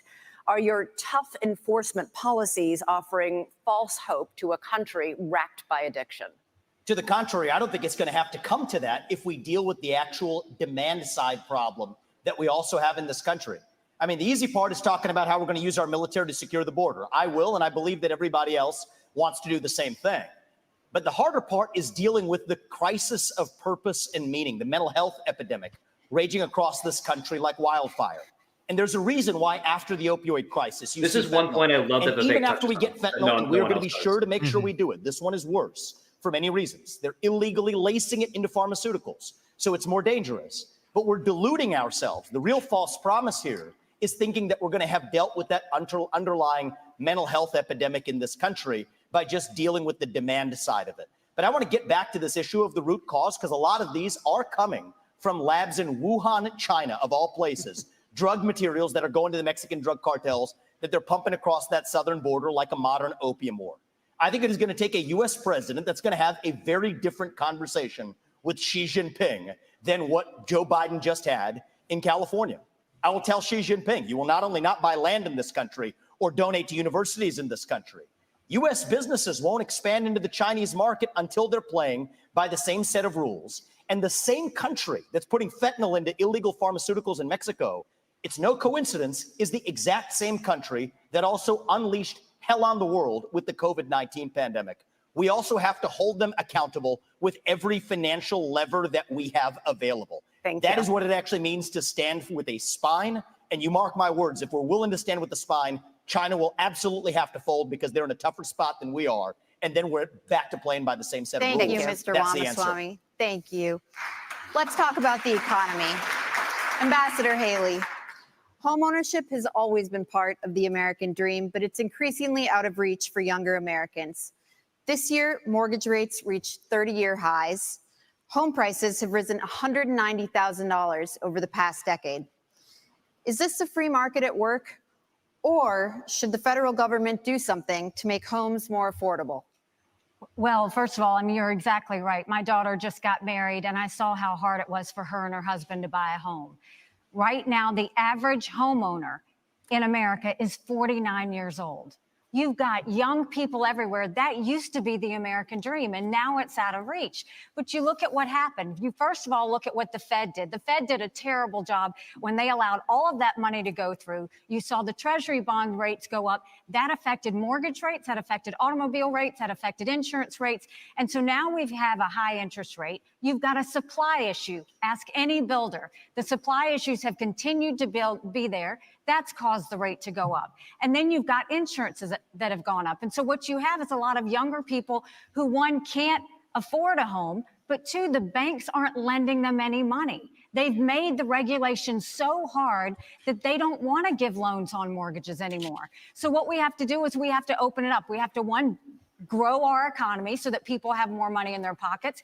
We've got to look at the supply chain and make sure that we are funneling that so that builders don't have to sit there and go overseas to find things. And then we need to make sure that we really stop paying down this debt, make sure that we stop the borrowing, stop the spending. I'll veto any spending bill that doesn't take us back to pre-COVID levels, because our kids are not going to forgive us for all the spending that happened. And as much as everybody wants to talk about how Donald Trump had a good economy, $9 trillion in debt, he did just in 4 years. And we're all paying the price of that, including those mortgage prices. We're going to come back to President Trump, I promise. Governor DeSantis, the latest News Nation Decision Desk poll found that inflation tops the worries of American voters. 61% say they're very concerned, and the working class is hardest hit. Economists say this was fueled by a glut of federal spending. The Biden administration has added $6 trillion to the national debt so far, but President Trump wasn't exactly a penny pincher. His administration added $7.8 trillion. Do Republicans, including President Trump, share the blame for inflation? And what concrete steps would a President DeSantis take to help Americans make ends meet? The borrowing, printing, and spending of money was both parties in Washington, D.C. That's just a fact. These Republicans in Washington have spent. It's driven your prices higher, and it's driven your interest rates to the point where you can't afford. I met a young fella in Iowa. He had graduated college a couple years ago, and he's like, Governor, I don't have a chance. I'm gainfully employed. He's like, I have no chance to afford a home and start a family. That is taking the American dream away from people. So we're going to get the inflation down. We're going to get the interest rates down. We are going to reduce spending, and I will be willing to veto, and I vetoed a lot as governor of Florida, and we'll do that. We're also going to open up all of our domestic energy for production, lower your gas prices, lower the price of fuel. That's going to help the economy. It also help jobs, and we'll do it. But, you know, another thing that's burdening young people are these student loans. Now, I don't support having a truck driver having to pay a student loan for someone that got a degree in gender studies. That is wrong. We should not have taxpayers do that. What I'm going to do, though, is I'm going to get to the root cause of the problem. These student loans are going to be backed by the universities because they need to have an incentive to produce gainful employment for people. They should not be indulging in ideological studies. They should be focusing on things that work. And we're going to take some of this money and we're going to move it to actual vocational training. In Florida, we doubled apprenticeships. We have more truck drivers. These are in-demand skills. Don't let anybody tell you that the only way you can be successful is through a 4-year brick and ivy degree. That's one way you can be. It's not the only way. And we're going to fix that problem in the United States of America. Mr. Ramaswamy, you've praised cryptocurrency like Bitcoin as an opt-out from our, quote, broken financial architecture, and you oppose efforts to regulate it. The head of the largest international crypto exchange just pleaded guilty to allowing his platform to launder money for terrorists, including Hamas. Oh, yeah. You say your cryptocurrency plan will, quote, ensure economic freedom for Americans, end quote. Won't it also ensure economic freedom for fraudsters, criminals, and terrorists? Look, fraudsters, criminals, and terrorists have been defrauding people for a long time. Our regulations need to catch up with the current moment. The fact that SBF was able to do what he did at FTX shows that whatever they have as the current framework isn't working. And I think it is nothing short of embarrassing that Gary Gensler, the current leader of the SEC, in front of Congress, could not even say whether Ethereum counted as a regulated security or not. And so I think that this is just another example of the administrative state gone too far. Here's the dirty little secret in American politics today. The people who we elect to run the government are not the ones who are even actually. It's not me. That are writing regulations that Congress never gave them the authority to write. And the good news is a U.S. president can absolutely fix that. That takes a U.S. president with a spine. So what I've said is in my administration, by the end of year one, we will have a 75% reduction in the number of federal bureaucrats. We will shut down government agencies that should not exist. We will rescind any regulation that fails the test of West Virginia versus EPA, which is the most important Supreme Court case of our lifetime, that said if Congress didn't delegate that to an administrative agency, then it's unconstitutional. These are seismic changes. These are big changes that the next president can deliver without asking Congress for permission or for forgiveness. And I want people to understand that distinction, because people have been sold myths by politicians for a long time saying, I'm going to work with Congress to do this or that. Much of what you've heard on the stage from the other politicians fit that description. They need Congress. The things that I'm promising you, this is what the leader of the executive branch gets to do under Article 2 of the Constitution. Thank you, sir. Cut down the bureaucracy. That's how we grow our economy and put the Federal Reserve in its place. As part of the crypto discussion. No. 90% Mr. headcount reduction at the Fed. You're out of time. 15 seconds, Governor DeSantis. So one of the dangers that we're going to face, Biden wants, is a central bank digital currency. They want to get rid of cash, crypto. They want to force you to do that. They'll take away your privacy. They will absolutely regulate your purchases. On day one as president, we take the idea of central bank digital currency and we throw it in the trash can. It'll be dead on arrival. Gotta get a break. I'll have a whole second hour. Exciting. And when we come back, we got a big subject. Huge, you might even say. Donald Trump. Huge. Stay tuned. Huge. Okay, everybody. Well, speaking of digital currency, if you want to support Look the at show, Christie many of walking you know away. if you're a consistent watcher, that I'll be moving home soon. And so I have a home studio to set up. And so if you want to support the show and help out so that I can make sure that I bring you guys quality content in the studio that I have to set up and that is not actually already a radio station, please check out the Venmo Cash App. I'd really appreciate it. I'm not going to beg or anything, but if you feel so inclined, I'd very much appreciate that.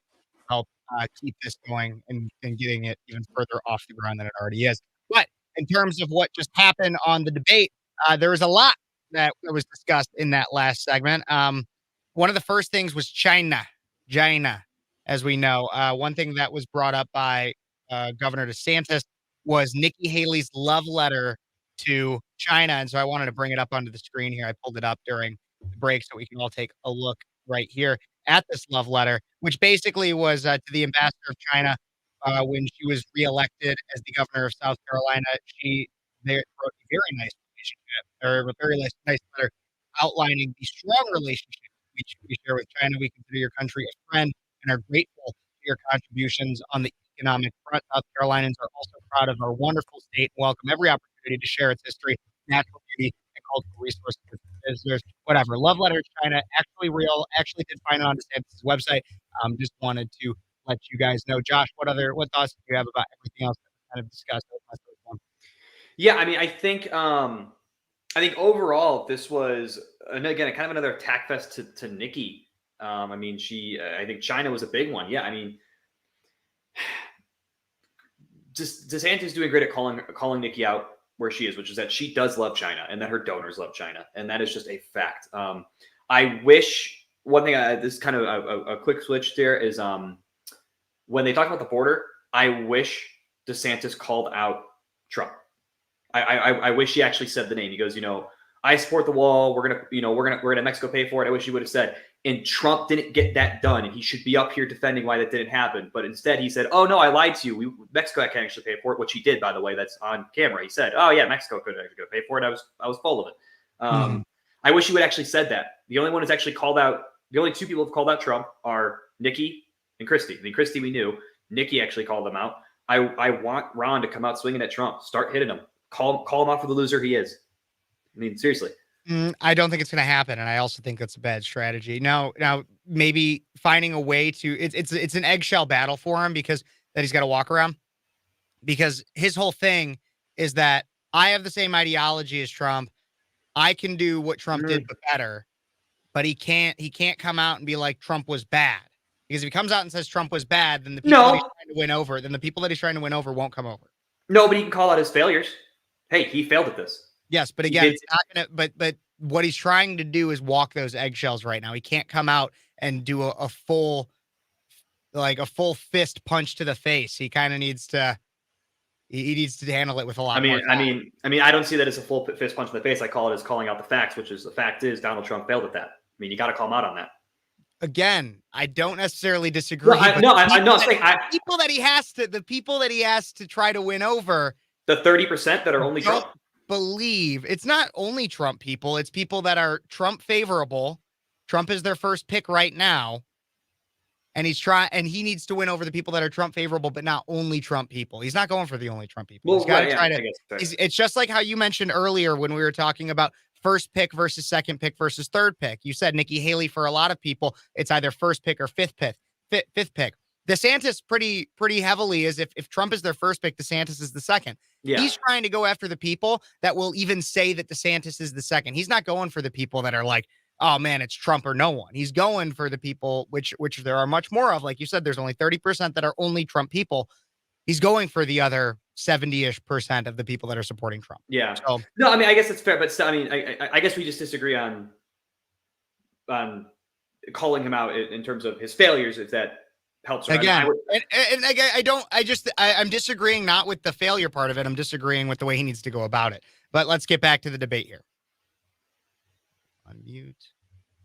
A lot of time criticizing each other on this stage, as Governor Christie pointed out, and less so for most of you on the front runner in this race, Donald Trump.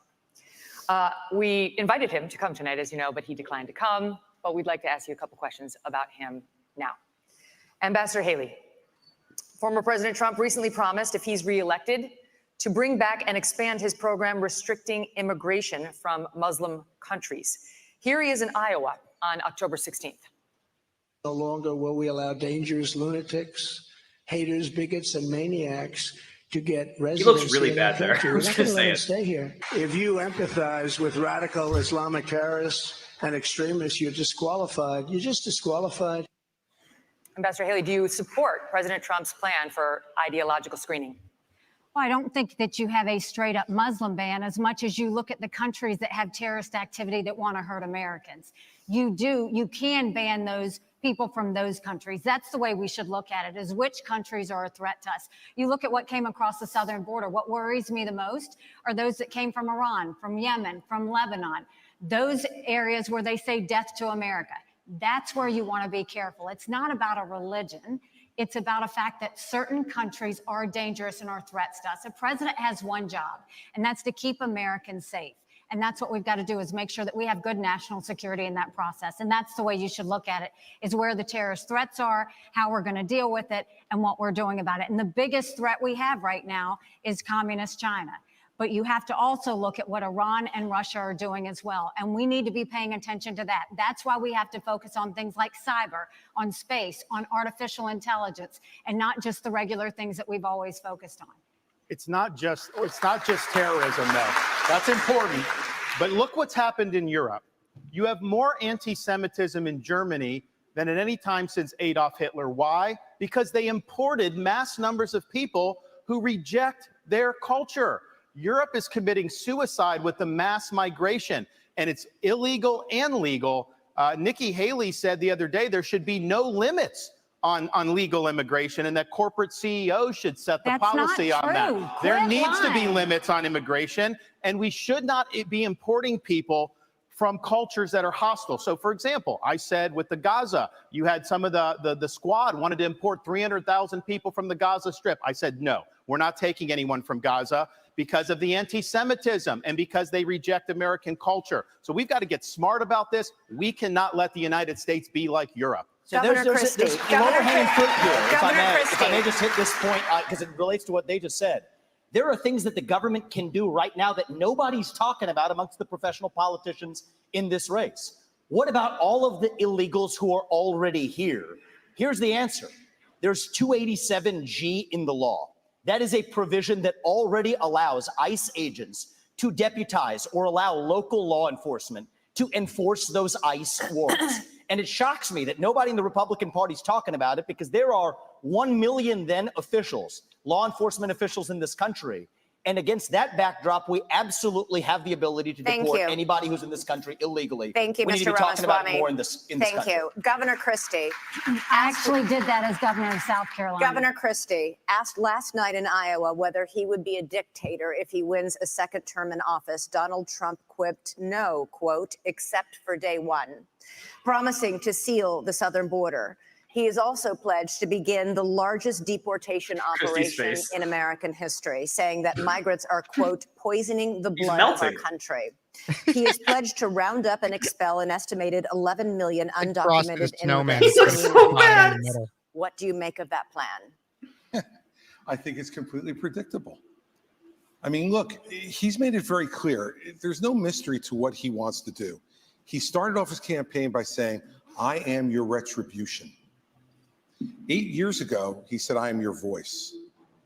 This is an angry, bitter man who now wants to be back as president because he wants to exact retribution on anyone who has disagreed with him. Christie, you are also an angry, bitter man, though, who is seeking some level of retribution. I agree, but I like him calling it out. I like him calling it out. Kettle, Christie. I don't care. It's just like he sounds like a hypocrite. And yet, all politicians are first hypocrites. Debate, my three colleagues on this stage, when asked if he would be convicted of federal felonies, would they still support him, raise their hand, looked into the camera, and let everybody know that they would still support him, even if convicted of federal felonies. Federal felonies, by the way.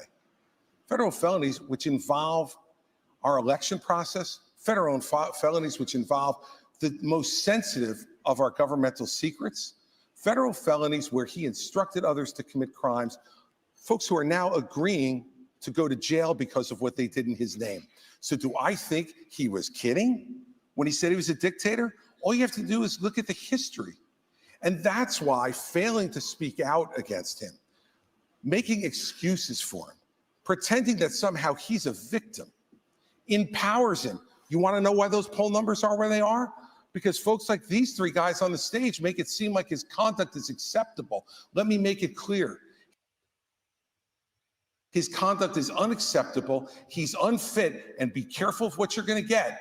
If you ever got another Donald Trump term, he's letting you know, I am your retribution. He will only be, Elizabeth, he will only be his own retribution. Elizabeth? He doesn't care for the American Sounds like he's people. giving like his Donald granddaughter. I know, right? Governor DeSantis. Does not want to do. Governor DeSantis. Wow, he's getting booed. Thank you. Thank you. Governor DeSantis. Donald Trump would be older on day one of his second presidency than Joe Biden was on day one of his first. You have said Trump is not the same man he was when he ran in 2016. Your campaign is running ads showing Trump confused. And you have said he has, quote, lost the zip on his fastball. You seem to be saying Donald Trump is no longer mentally fit to be president. Is that what you think? Look, he is showing father time is undefeated. The idea that we're going to put someone up there that's almost 80 and there's going to be no effects from that, we all know that that's not true. And so we have an opportunity to do a next generation of leaders and really be able to move this country forward. We also need a president that can serve 2 terms. I don't think Donald Trump, I think he's going to have, I don't think he'd be able to get elected. The Democrats want him to be the nominee. We see that. They are going to turn the screws the minute, if he got the nomination, but do you think you're he's going to see mentally it. fit to be president? I think we need to have somebody younger. I think when you get up to 80, I don't think it's a job for that. But let me just respond to some of the things there. Look, the media is making a big deal about what he said about some of these comments. I would just remind people that is not how he governed. He didn't even fire Dr. Fauci. He didn't fire Christopher Wray. He didn't clean up the swamp. He said he was going to drain it. He did not drain it. He said he was going to build the wall and have Mexico pay for it. We don't have the wall. He did say in 2016 he'd have the largest deportation program in history. He deported less than Barack Obama did when Barack Obama was president. So some of these policies he ran on in 16, I was cheering him on then, but he didn't deliver it. Here's what I can promise people. 100% of the things I promised as governor, I delivered on those promises. I beat the left time and time again, and that's what I'll do for you as president. We got to start winning again as a party. Yes, win the election, but we've got to start getting these issues.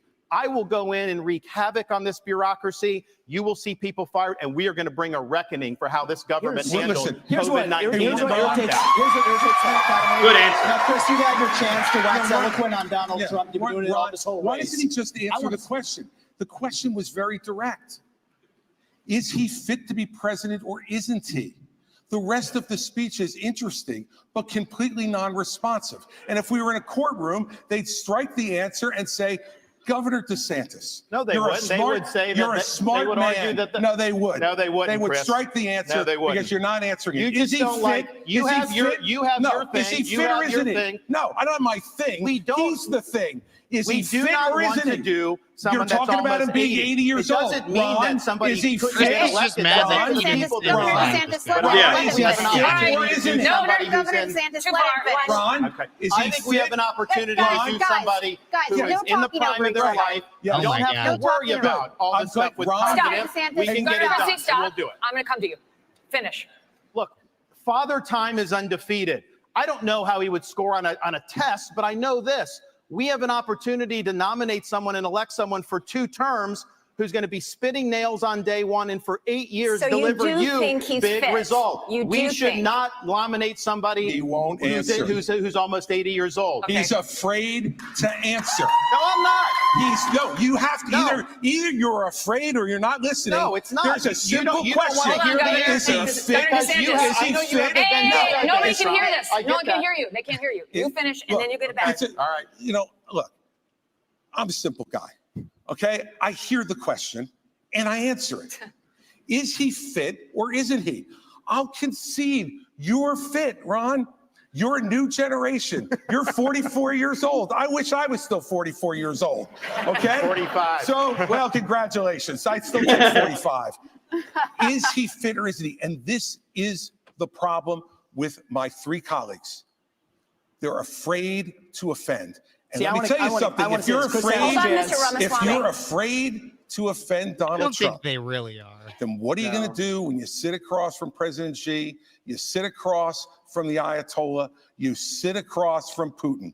You have to be willing to offend with the truth and answer the about question. offending. Fit or unfit? Okay, listen. Okay, Listen. fit or I unfit? promise Ron DeSantis a minute. Putin, and Xi not a full minute. Jinping. A second. It's not about You can weigh in offending. and then we'll move It's on. about pointing That's out, basically what he do just you did. want to elect somebody who will be older than Biden was when he went in 2021?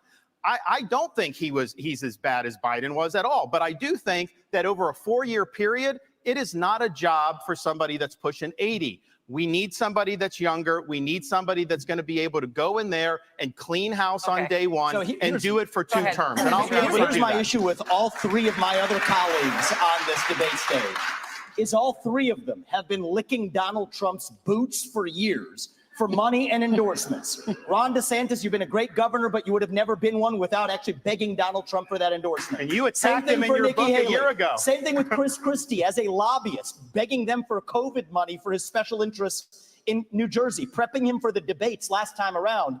These people are now Monday morning quarterbacking some decision he made. I think the real enemy is not Donald Trump. It's not even Joe Biden. It is the deep state that at least Donald Trump attempted to take on. And if you want somebody who's going to speak truth to power, then vote for somebody who's going to speak the truth to you. Why am I the only person on the stage, at least, who can say that January 6th now does look like it was an inside job? That the government lied to us for 20 years about Saudi Arabia's involvement in 9/11? That the Great Replacement theory is not some grand right-wing conspiracy theory, but a basic statement of the Democratic Party's platform? That the 2020 election was indeed stolen by big tech? That the 2016 election, the one that Trump won for sure, was also one that was stolen from him by the national security establishment that actually put up the Trump-Russia collusion hoax that they knew was false? There's a reason why I'm the only person on the stage who can say these things. That's what it's going to take, not people who are licking his boots one time and now Monday morning quarterbacking and criticizing him when it's convenient. Governor Christie. You do not favor a ban on trans medical treatments for minors, saying it's a parental rights issue. The surgeries done on minors involve cutting off body parts at a time when these kids cannot even legally smoke a cigarette. Kids who go from puberty blockers to cross-sex hormones are at a much greater likelihood of winding up sterile. How is it that you think a parent should be able to okay these surgeries, never mind the sterilization of a child? And aren't you way too out of step on this issue to be the Republican nominee? I No, love I'm this not. question. Because Republicans believe in less government, not more. In less involvement with government, not more in government involvement in people's lives. And you know what, Megan? I trust parents. And we're out there saying that we should empower parents in education. We should empower parents to make more decisions about where their kids go to school. I agree. We should empower parents to be teaching the values that they believe in their homes without the government telling them what those values should be. And yet we want to take other parental rights away. I'm sorry. As a father of 4, I believe there is no one who loves my children more than me. There's no one who loves my children more than my wife. There's no one who cares more about their That literally success ignores the and entire health in fact that life people use than we children do. as Not some accessories government now, and bureaucrat, having a not some- gay kid you or a look at trans these kid is jokers treated down the in same as when Congress. people used to have dogs in It their takes them purses. 3 weeks Like, to this pick is a insanity speaker. to me. And up until 2 days ago, they couldn't promote somebody in the military in the United States Senate who earned their new rank. And we're going to put my children's health and my decisions in their hands for them to make those decisions, for Joe Biden to make those decisions, for me and for my wife. Let me just say this. This is not something I favor. I think it's a very, very dangerous thing to do. But that's my opinion. Sterilizing as a parent, children Megan. is And dangerous, I get to make dumbass. the decisions about my children, not anybody else. And every parent out there who's watching tonight, you start to turn over just a little bit of this authority, the authority they're going to take from you next, you're not going to like. I'll stand up for parents each and every time. So there are laws banning smoking or drinking by a certain age. Let me tell you something. I want to hear have a Vivek follow-up because I like question this. for I him, like that and you guys are argument. going to get to weigh in. Okay, here's my follow-up question. You talk about parental rights. Let's talk about them. When you were governor in 2017, you signed a law that required new guidelines for schools dealing with transgender students. Those guidelines required schools to accept a child's preferred gender identity, even if the minor's parents objected. Not true. And it said that there is no duty for schools to notify parents if their son or daughter changes their gender identity, allowing this serious issue to simply not remain true. a secret between the school and a child. How is any of that That's pro-parental by rights? the way, that's simply not true. You're doing what you accuse me of, Chris. It is absolutely That's true. simply not true. That's simply not true. That law was put into effect in 2018 and regulated in 2018 after I was you out of mandated office, the Megan. guidelines. No, we did not, Megan. We did not issue those guidelines, and you're wrong about that. Simply wrong. I have stood up each and every time. So I think if this On is one school issue choice- that's disqualifying, it's this one. I stood up every single time for parents to be able to make the decisions for their minor children. But parents, Every single time, parents should make those decisions. And by the way, you know what? Every once in a while, parents are going to make decisions that we disagree with.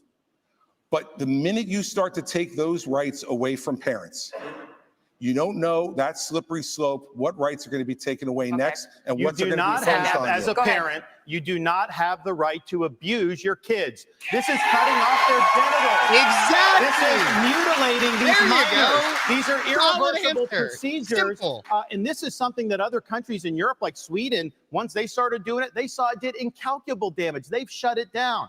I signed legislation in Florida banning the mutilation of minors because it is wrong. We cannot allow this to happen in this country. And I know Chris disagrees with me, and I think he has an honest position. Nikki disagrees with me. She opposes the bill that we did to ban that. She said the law shouldn't get involved with it. You said the law shouldn't get involved with it. She also, though, I think, and this flows from what she did as governor of South Carolina, they had a bill to try to say that men shouldn't go into girls' bathrooms. And she killed that bill, and she bragged that she killed that bill. Even to this day, she bragged that. I don't think men should be going into little girls' bathrooms. I think it's wrong, and I think we have every right to protect them from that. I am going to come to you. I promised him seconds. Go quickly. I think the North Star here is transgenderism is a mental health disorder. We don't let you smoke a cigarette by the age of 18. We don't let you have an addictive drink of alcohol by the age of 21. And I just challenge Ron DeSantis to go one step further and support what I think is clearly within the authority to do using federal funds, just like Reagan did in '84 for the Highway Act that said the minimum drinking age needs to be 21. We can do the same thing when it comes to banning genital mutilation or chemical castration. I know Ron's been unclear about that on the federal level. I'm crystal clear. That's where I stand. Got And it. That's a mental health disorder. That's where we need to be at. Go ahead. So first of all, Ron has continued to lie because he's losing. No, it's not a just, lie. You are lying. You so said first it of on all, tape. So first of all, I will say that when I was governor 10 years ago, when the bathroom situation came up, we had maybe a handful of kids that were dealing with an issue. And I said, we don't need to bring government into this, but boys go into boys' bathrooms, girls go into girls' bathrooms. And if anyone else has an issue, they use a private bathroom. Now, 10 years later, we see that this issue has exploded. And this shows how hypocritical Ron continues to be. When he was running for governor and they asked him about that, he said he didn't think bathroom bills were a good use of his time. You can go look that up. I signed a bathroom bill in Florida, so But that's you obviously no. not true. So the idea that you would say that I was signed against it, you that. didn't. You killed it, I signed it. I We stood up didn't. for little girls, you didn't do it. And there was this going on. I was actually just in South Carolina. Some of the legislators told me at the time there were boys going into the girls. That's the There whole were reason not. why they No, did no, it. no, no, no. And so they say when she does that explanation that doesn't hold water. And this is the upstate of South Carolina. Ron. I signed the bill. I Do protected you the know girls. South Carolinians? She did not do you it. know I South know that. Carolinians? Because no. You are not going to talk about my state like that, because I will tell you for a fact, South Carolinians never allowed that to happen, and we did not have that issue at the time. What I have always said is boys go into a boys' bathroom, girls go into a girls' bathroom. But hold on one second. I also say that biological boys shouldn't be playing in girls' sports, and I will do everything I can to stop that because it's the women's issue of our time. I signed legislation to protect women's sports. I actually get this stuff done. You got it. Thank you, guys. We're going to move on. Mr. Ramaswamy, when discussing your Hindu faith in September, you seemed to take a shot at Ambassador Haley, who is also Indian American and who converted to Christianity as an adult. You said, an easy thing for me to do, being a politician, is to shorten my name, profess to be a Christian, and then run. Make Vivek Vicky or whatever, end quote. Are you questioning Nikki Haley's Christian convictions? And why has your campaign made a point of referring to Ambassador Haley by her given first name, Nimarata, even though she's gone by Nikki for her whole life? Well, my whole deal is if Nikki Haley, of all people, should know how to pronounce my name correctly, the rest of the news media can learn it. My deal is I'll call her Nikki when she can say my own name right. That's our little fun side bet there. Here's what I will say is deeper. I don't question her faith, but I question her authenticity. And I think that's deeper here. We were just talking about the trans issue. This is a symptom of a deeper cancer in American life, identity politics. This new religion that says your race, your gender, and your sexuality are your identity. It is anti-American. It is meritocratic. It's anti-meritocratic, and it is dividing this country to a breaking point. And I've spoken about this to the left. My books are all about this. I've preached this to the left, but it's even worse when Republicans try to play the same game. We're talking about that trans issue. And Nikki Haley's campaign launch video sounded like a woke Dylan Mulvaney Bud Light ad talking about how she would kick in heels. At the first debate, she said that only a woman can get this job done. That's what she said. After the third debate, when I criticized Ronna McDaniel after 5 failed years of leadership of this party and criticized Nikki for her corrupt foreign dealings as a military contractor, she said that I have a woman problem. Nikki, I don't have a woman problem. You have a corruption problem. And I think that that's what people need to know. Nikki is corrupt. This is a woman who will send your kids to die so she can buy a bigger house. This is the problem. Using identity politics. Nikki's a fascist. Nikki's corrupt.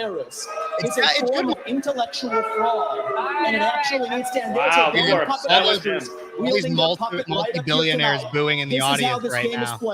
The puppet masters put up their puppet, and I reject the use of identity politics in this party.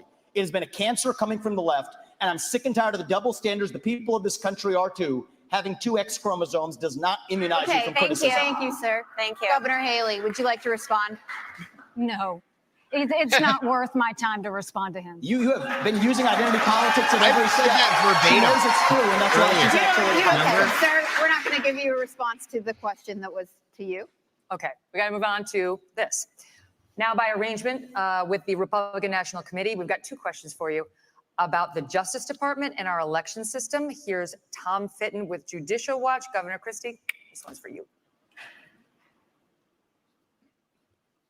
President Trump and many of his supporters claim federal law enforcement agencies have abused his civil rights for the last 8 years by, among other things, spying on him and now prosecuting him while having treated Hillary Clinton and Joe Biden with kid gloves. A recent Gallup poll shows that Americans think more highly of the U.S. Postal Service than they do the FBI or Justice Department. What would you do as president to restore the faith of the American people in these agencies? Well, first off, I'm the only person on this stage who's actually done a job in the Department of Justice. I was the U.S. Attorney in New Jersey, in the 5th largest office in this country, appointed by President Bush on September 10th, 2001. And it was an extraordinary time in this country to be on the front lines of fighting the greatest attack against our country since Pearl Harbor. And I'm proud of the 7 years I spent in the Justice Department. And one of the reasons I am is because I had an attorney general when I came in named John Ashcroft. And John Ashcroft stood up and told each and every one of us our job was to do one thing, to make sure justice was done every day, regardless of partisanship, regardless of gender or race or any other consideration. And that's what we did for 7 years. And at a time when our country was at its greatest moment of danger in the last 40 years, we did exactly that. And there was not another domestic terrorist attack on this soil. So what I would do as president, having had that experience, and the only one who's had that experience, is to pick an attorney general who will absolutely do the same thing that John Ashcroft did. To pick U.S. attorneys who will only care about making sure that justice is done without regard to any other consideration but the facts that are presented and whether someone is guilty beyond a reasonable doubt and the government can prove it. We have had attorneys general like Eric Holder and Loretta Lynch and Jeff Sessions, and now our current attorney general, who have not met that standard. And the only way you restore people's faith in the justice system is to put someone like that in charge of the Justice Department, and then as president, to get the hell out of the way on anything that involves criminal investigations. If a president's involved in trying to do something and put their thumb on the scale, as Donald Trump says he will do, that makes people much less likely to believe our justice system can be fair. Thank you. Thank you. Governor DeSantis, this next one's for you. Back to Tom Fitton. Many Republicans are concerned about the legitimacy of elections.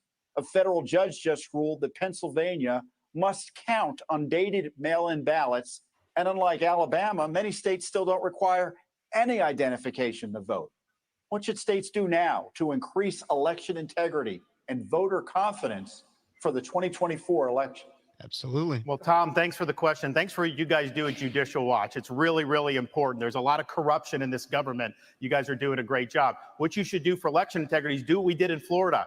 20 years ago, Florida and elections was a joke. Everybody would laugh at it. I came in, I removed a couple supervisors from South Florida. We require voter ID universal, no Zuckerbucks, no mass mail balloting, and no ballot harvesting. We even have an agency that prosecutes people for violating election laws. The result of that, in both 2020 and 2022, we counted millions and millions of votes on election night, produced the results, it was transparent, and everybody was happy. That is not happening throughout this country. But let me tell you this as the nominee. I think it's important. Not every state's where we need it to be. There is ballot harvesting in places like Nevada, all these places. I am not going to fight with one hand tied behind my back. I'm going to have organizations in all the swing states. If they're harvesting, we're harvesting. If they're Zuckerbucks, we're Zuckerbucks. We are going to exploit whatever the rules are. I favor changing the rules to be like Florida and some of the other states that have done a good job. But until then, we have to do that. And then just on the Justice Department and FBI. I mean, I remember being, in Iraq working with FBI on the ground and being, and then I was a special assistant. I used to have such a high regard for these agencies. What they did to Donald Trump with the Russia collusion was one of the biggest abuses of power in the history of our country. These agencies need to be cleaned out.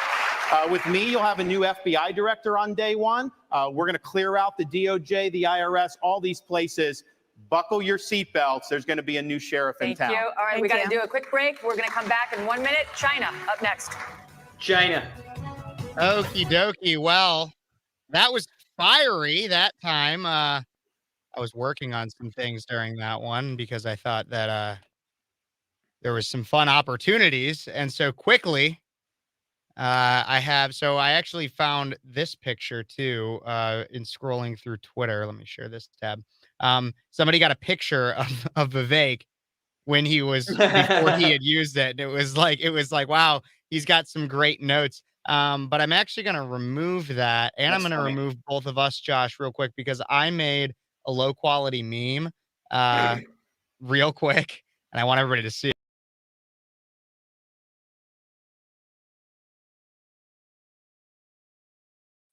Yeah, just a reminder, everybody, please subscribe.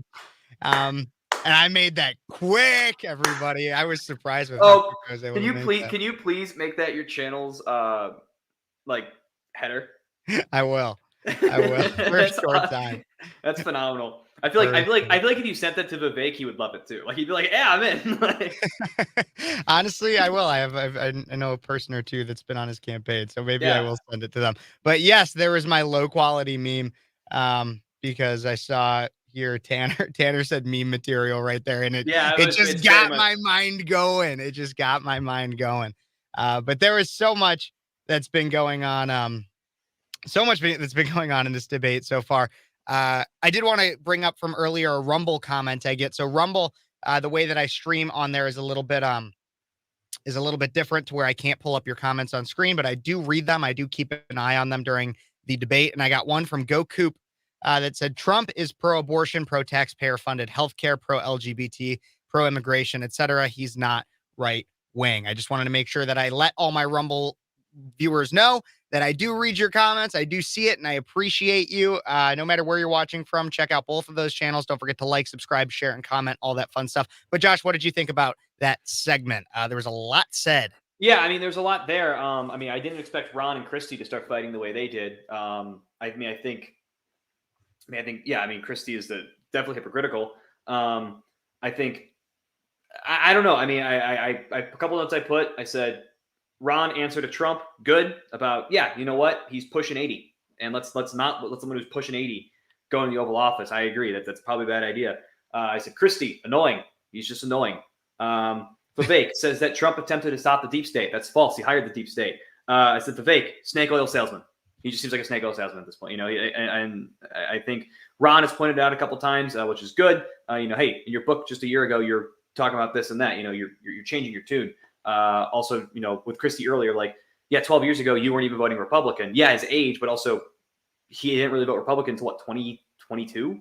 I mean, he's a new Republican. So, say what you will about Christie, he does call out some things correct. But I don't know Vivek's. I can't fact check that one, but I did want to, in terms of one of the things you brought up, Jerry McKenzie, one of my good viewers here, know him well. He said 77 is an 80, math genius. Trump's fine. Sit down, kids. Not necessarily one I agree with, but Josh, I know you heavily disagree with it. What are your thoughts? Yeah, Trump's not fine. He's not the man he was. He is old.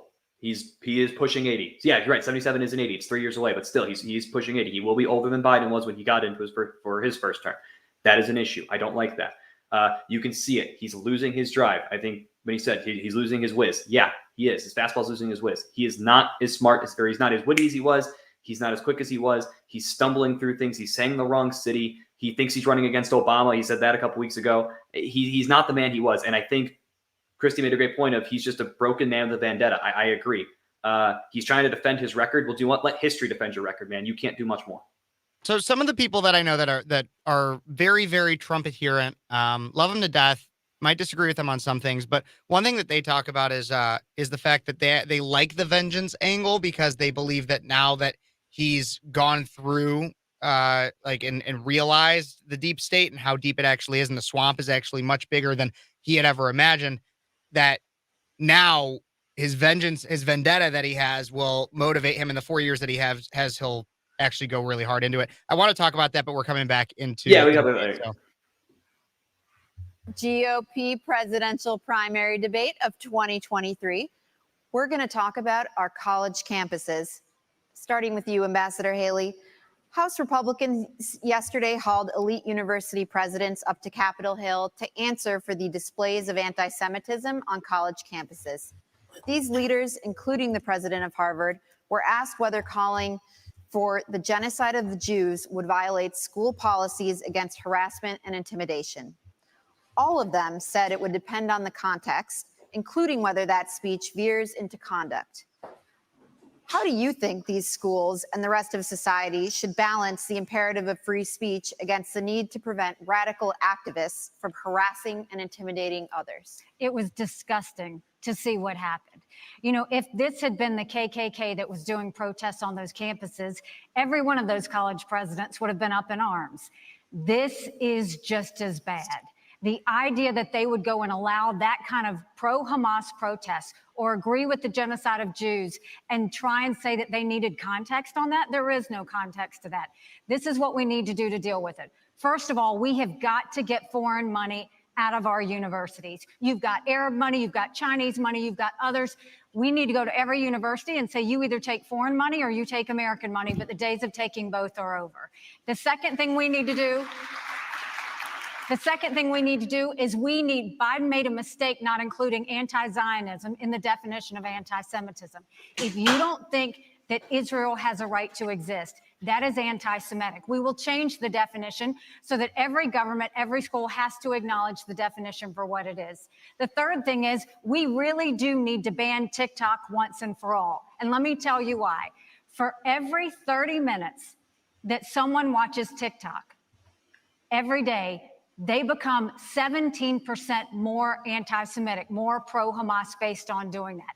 We now know that 50% of adults 18 to 25 think that Hamas was warranted in what they did with Israel. That's a problem. When campuses also don't go and protect when they have these rallies and you've got students that are scared, we need to go to these universities and say, if you're not going to protect these students, if you're not going to acknowledge anti-Semitism, we'll take your tax-exempt status away. That'll fix it, and that'll take care of it for good. Staying with you, Ambassador Haley.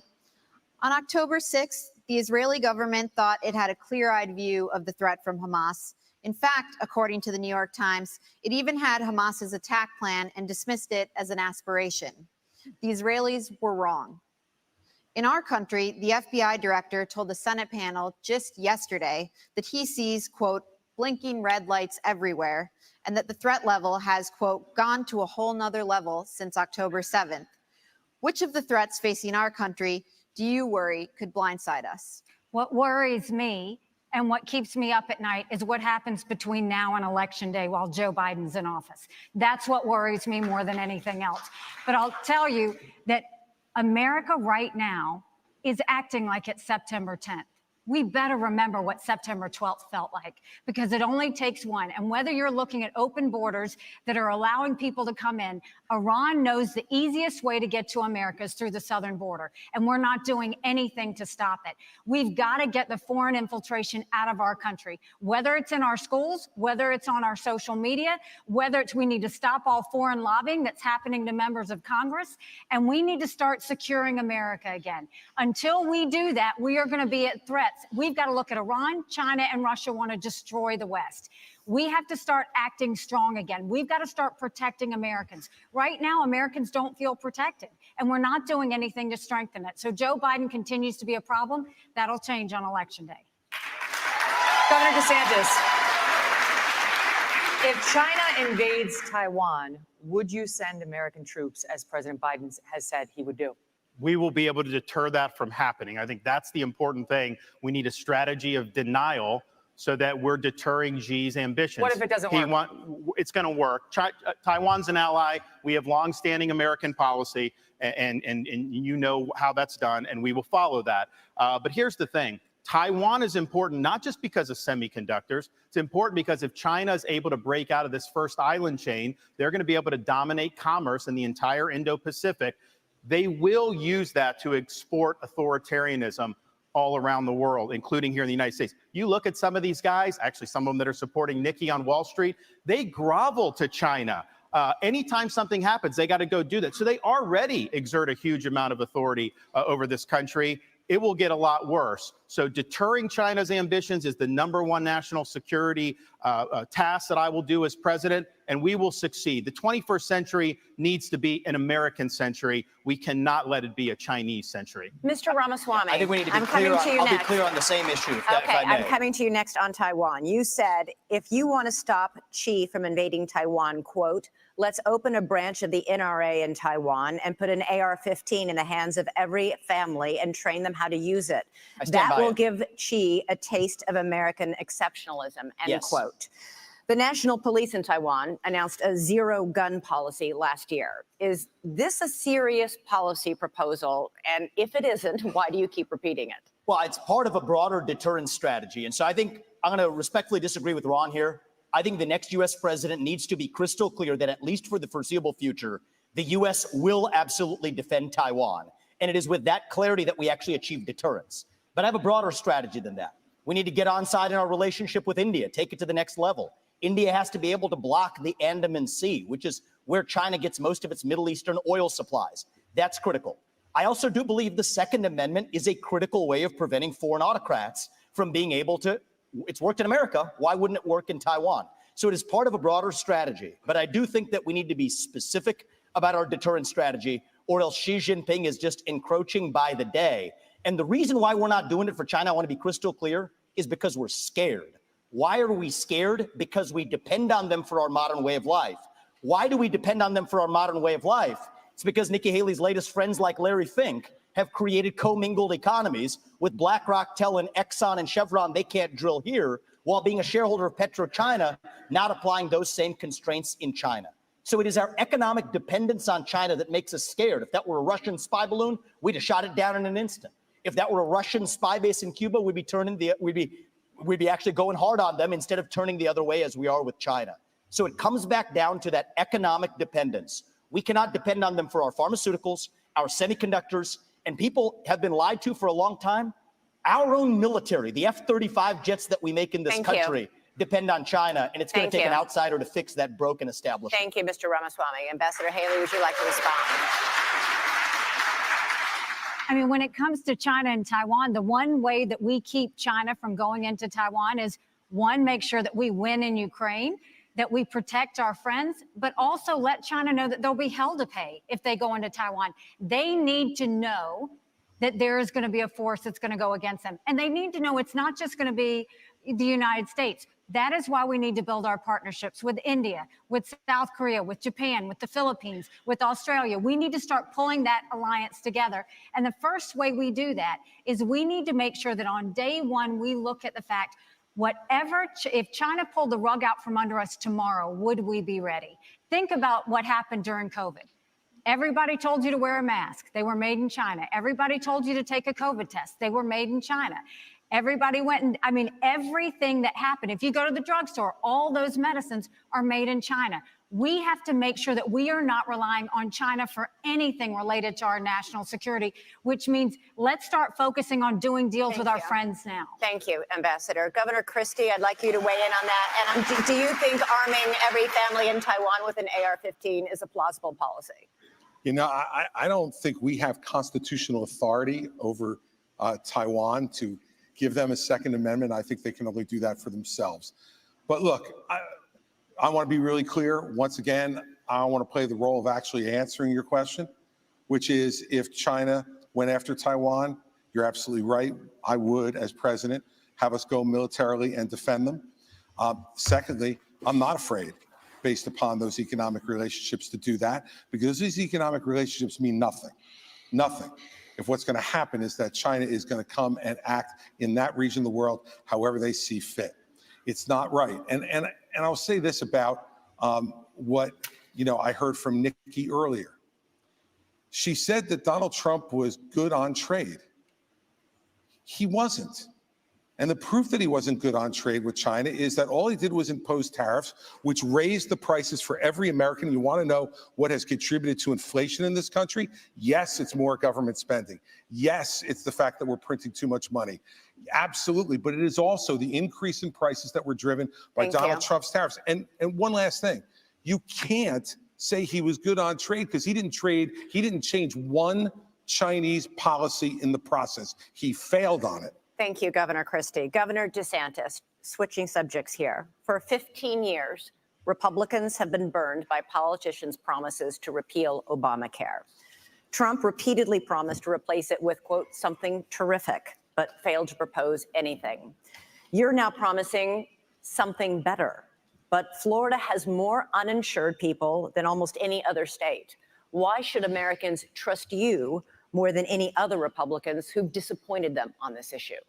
Well, I think we have millions of Americans who do not have access to affordable health care. And it's not just getting some type of card and Medicaid, because a lot of times they don't even get access to doctors. You actually get access to care.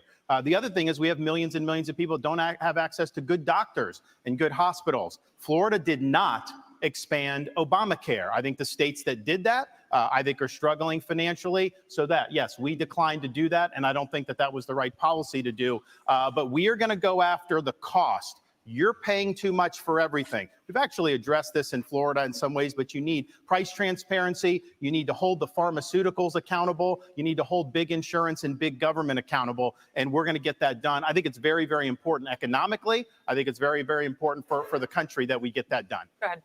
Yeah, so I actually wanted to, this is a very personal issue to our family. I wanted to take actually a minute to recognize my wife who's here today.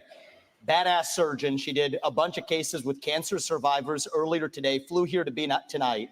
We'll be back at 7 a.m. in Columbus, Ohio tomorrow, taking care of those patients in the OR.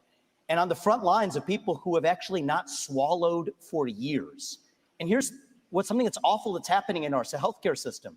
They'll pay for anything like feeding tubes, doctors to be pill pushers, but for the procedures that can actually make these patients better, we have a broken healthcare system that doesn't pay for it. My wife, Apoorva, in many cases, does not get paid for those procedures. She does them anyway because it's the right thing to do. But that does not work system-wide. So here's the answer. We don't have a healthcare system in this country. We have a sick care system. We need to start having diverse insurance options in a competitive marketplace that cover actual health, preventative medicine, diet, exercise, lifestyle, and otherwise. And here's how we deliver that. End the antitrust exemptions for health insurance companies. That's where the competitive marketplace begins. That's crony capitalism, and that's the answer. Okay, through Operation Warp Speed, the Trump administration and private industry developed a COVID vaccine in record time. I do not know what's going on. Must be a what just live happened. stream issue. That's a live stream issue, everybody, from... Oh.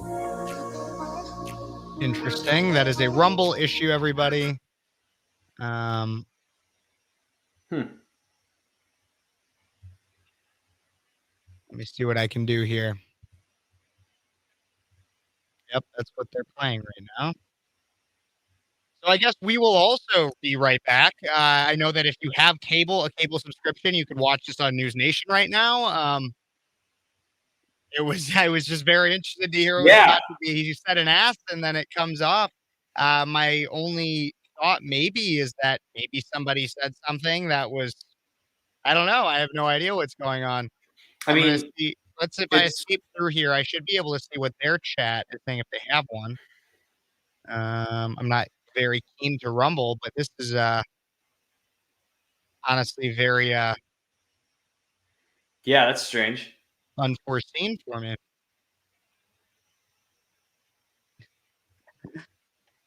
Okay, sorry, I'm not a boomer. I don't have cable. Hey, I'm just saying that's the other. I was trying to give the best option because originally I would just say if it's freezing, go check it yourself on Rumble. But yeah, I mean, it seems like Rumble may be down. Is my Rumble down? I think my Rumble stream is still up. No, I'm saying like maybe just their stream. I don't know. Yeah, let me see if I can pull it up even. Nope. And they don't allow for any kind of a comment section here either. Interesting. Yeah, it just seems like it went down. Let's see what's being said on Twitter.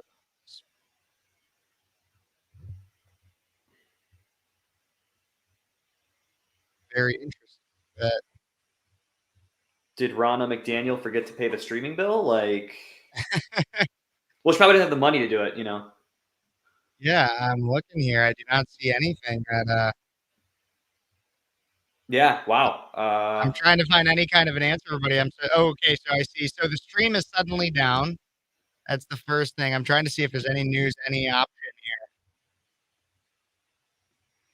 here. It may just be down. Apparently, earlier in the debate, during one of the breaks, Chris Christie went up to Megyn Kelly and threw a fit that Vivek told him to enjoy a nice meal. Yeah, I did see at one point. I did see Christie start walking up to Kelly. Yeah, that was sometime earlier. It was China, according to the Ryan Mack show. Sorry, everybody. Probably. Yeah, that's wow. I wonder if they just went to a quick break. I don't know. I am trying to figure it out. Could it be that? I mean, could it be that literally they had to go to a break? I mean, and they were going over? It could be now that they're going to a break because the stream messed up, but I have no idea. I'm very, very surprised. I know a lot of people might not want to watch that, but I want to make sure that we get to the end of the debate if there is an end to the debate. Yeah, I mean, I would say let's just, for now, I guess recap what we heard there. Yeah. Okay. So, what are your thoughts so far? I mean, overall, I think we're seeing a strong showing from DeSantis. I think Haley's getting slammed the way I thought she would. I think Vivek is trying to do what he can to, again, I still think he's still trying to play to that Trump and DeSantis group. I think Christie is throwing a little hissy fit because that's all he can do at this point. Also, yes, I did change to glasses because my eyes were bothering me. My contacts were ridiculously dry. So I look like a bigger nerd, but but yeah, I mean, I don't know. This debate's enjoyable. I do like that there seems to be a lot more substance this one, a lot more issues. I think it is because I do. I feel like overall they've hit some issues that we haven't heard about. I'll give it that. I'll give you that on that. And so I think I like hearing that because, and I think it's because it's Megyn Kelly. Again, I think Megyn Kelly was going to be one of the best moderators because she is just. She's very good at asking questions. She's good at asking questions. Asking them like shamelessly. Like she's good at asking. Just like, you said this. Now you're saying this. Why are you lying? And I'm just she's good at being a journalist. She's good at being a journalist, of asking actual questions and not trying. I think. Yeah, to an extent. I mean, she definitely inserts her opinion in there sometimes, but I mean, sure. But I think Christie was talking about not offending anybody. I don't think Kelly cares about offending anybody. No, her goal is to not. She doesn't care if you don't like her, if you like her, whatever. She's going to ask you a tough question, and you're going to have to answer it, and she's going to put you on the spot. And I do like that these moderators are kind of holding them accountable too. Okay, but answer the question I just asked you. Like they're trying to say, answer that question though. Yep, I'm looking. I'm still looking through social media, trying to see if there's any hint as to what actually happened. I'm curious now. This will probably be some level of news when it comes out as to why that happened. Yeah, I'd be really curious. I mean, especially with the fact that I'm a natural skeptic. I'm skeptic of everything, and so for it to cut off like that was very, very. Doesn't seem like a coincidence to me. Also, my camera has been having connectivity issues. This just happened again. So we're just having all the technical difficulties here today, everybody. Give me a moment. I really do think it's China. It's China? It's China. They're trying to take us. China's trying to take us down. It was Ryan that said that. Yeah, it's China. I 100% agree.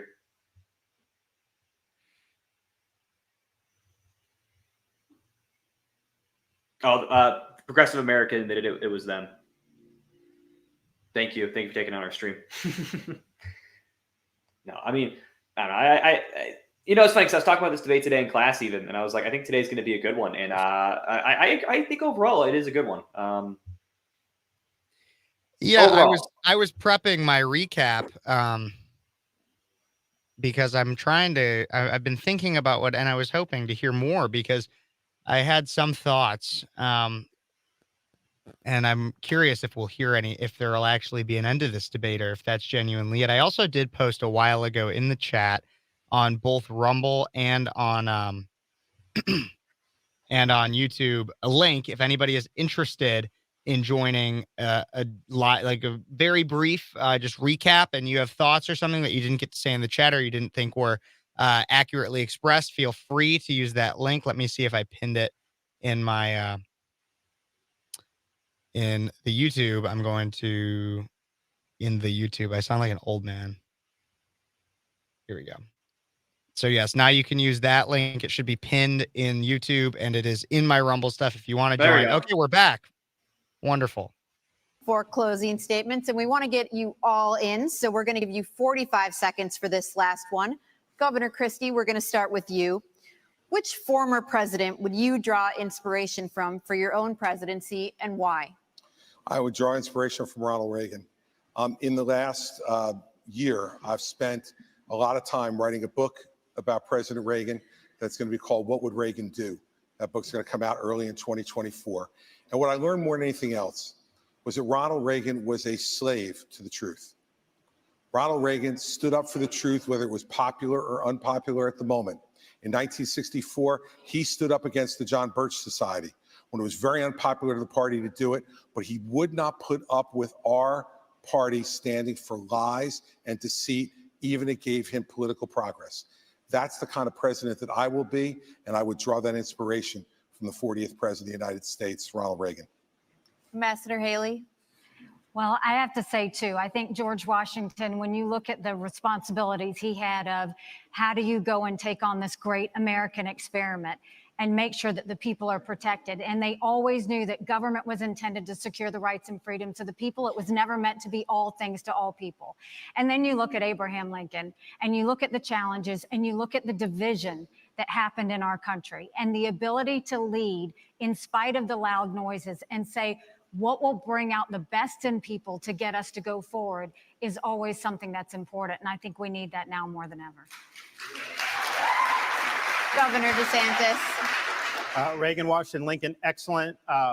One of the guys I'll take inspiration from is Calvin Coolidge. Now, people don't talk about him a lot. He's one of the few presidents that got almost everything right. He understood the proper role of the federal government under the Constitution. We need to restore the U.S. Constitution as the centerpiece of our national life. And that requires a president who understands the original understanding of the Constitution, who has a good sense of the Bill of Rights, and who knows how we've gone off track with this massive fourth branch of government, this administrative state, which is imposing its will on us and is being weaponized against us. So Silent Cal knew the proper role of the federal government. The country was in great shape when he was president of the United States, and we can learn an awful lot from Calvin Coolidge. Over to you, Mr. Ramaswamy, to conclude our history lesson. Sure. Well, I will say Ron picked a president who was born on July 4th. I'll pick one who died on July 4th. It's Thomas Jefferson. That's what I would say. He was 33 years old when he wrote the Declaration of Independence. And you all are sitting on a swivel chair today. He invented the swivel chair while he was at it, while writing that Declaration of Independence. That's that founding spirit that we miss, that we're the pioneers. We're the explorers, the guy who sent him out on the Lewis and Clark expeditions. And I think a lot about what would Thomas Jefferson say to today's Republican Party. And I think one thing he'd remind us of, we haven't talked about it as much tonight, but I think it is one of the interesting ideological discussions we're having in our party is freedom of speech. You get to express your mind freely, no matter how heinous the opinion. Thomas Jefferson understood that. All right, He's an inspiration for me. Thank you, Mr. Ramaswamy. And believe it or not, it's time for closing statements. Governor Christie, would you like to begin? Sure, thank you. I want you all to kind of picture in your minds Election Day. You'll all be heading to the polls to vote. And that's something that Donald Trump will not be able to do because he will be convicted of felonies before then, and his right to vote will be taken away. You know, look, here's the bottom line. You can boo about it all you like and continue to deny reality. But if we deny reality as a party, we're going to have 4 more years of Joe Biden. When my colleagues here raised their hands and said they would support him, even if he was a convicted felon, the bigger problem with it is they were confirming the lies he's told to the American people.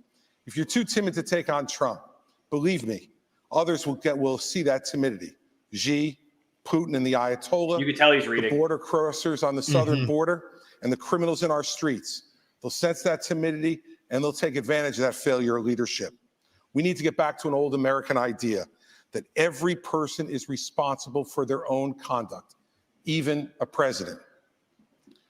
I'll be the kind of president who has the humility that knows that you work for the people. It's not the other way around. I will earn your trust. I want to earn your vote. Thank you, Governor Christie. Mr. Ramaswamy? I'll use this to just address a topic we didn't talk about tonight, but I think is one of the most important topics that needs to be discussed. That is this climate change agenda that is shackling this country like a set of handcuffs. I said at the first debate, and I stand by it. The climate change agenda is a hoax because it has nothing to do with the climate. That's what we have to see. 98% reduction in the climate disaster-related deaths in the last century. 8 times as many people are going to die of cold temperatures this year than warm ones. Yet against that backdrop, there's an issue coming up in Iowa. It's core to Iowa farmers. I met Kim Junker, Kathy Stockdale, and other farmers who are about to have a carbon capture pipeline built across their land using eminent domain to do it. That's unconstitutional and it's wrong. And if you thought COVID was bad, what's coming with this climate agenda is far worse. We should not be bending the knee to this new religion. That is what it is. It is a substitute for a modern religion. We are flogging ourselves and losing our modern way of life, bowing to this new god of climate, and that will end on my watch. It's the most critical issue that's coming up. Thank you. Thank you very much. Our country is in chaos. We see it on the southern border. We see it on our streets in our cities. We see it on college campuses. We feel it with our economy, with inflation and with debt. And we feel it around the world with wars in Europe and within the Middle East. We have to stop the chaos, but you can't defeat Democrat chaos with Republican chaos. And that's what Donald Trump gives us. My approach is different. No drama, no vendettas, no whining. I envision an America where we're protected from illegal immigration and Chinese infiltration. I envision an America where we unleash our economy and we reject socialism.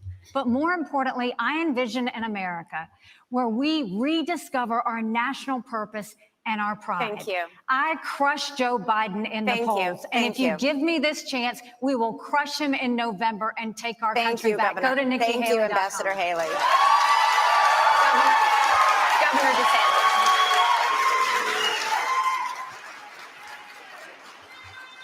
We are in jeopardy of being the first generation of Americans to leave to our kids and grandkids an America less prosperous and less free than the one we inherited. I refuse to sit idly by and let that happen. But we got to have people that are going to be willing to fight the people that are doing this to us. You can't be these establishment Republicans that just cave at the first sign of opposition.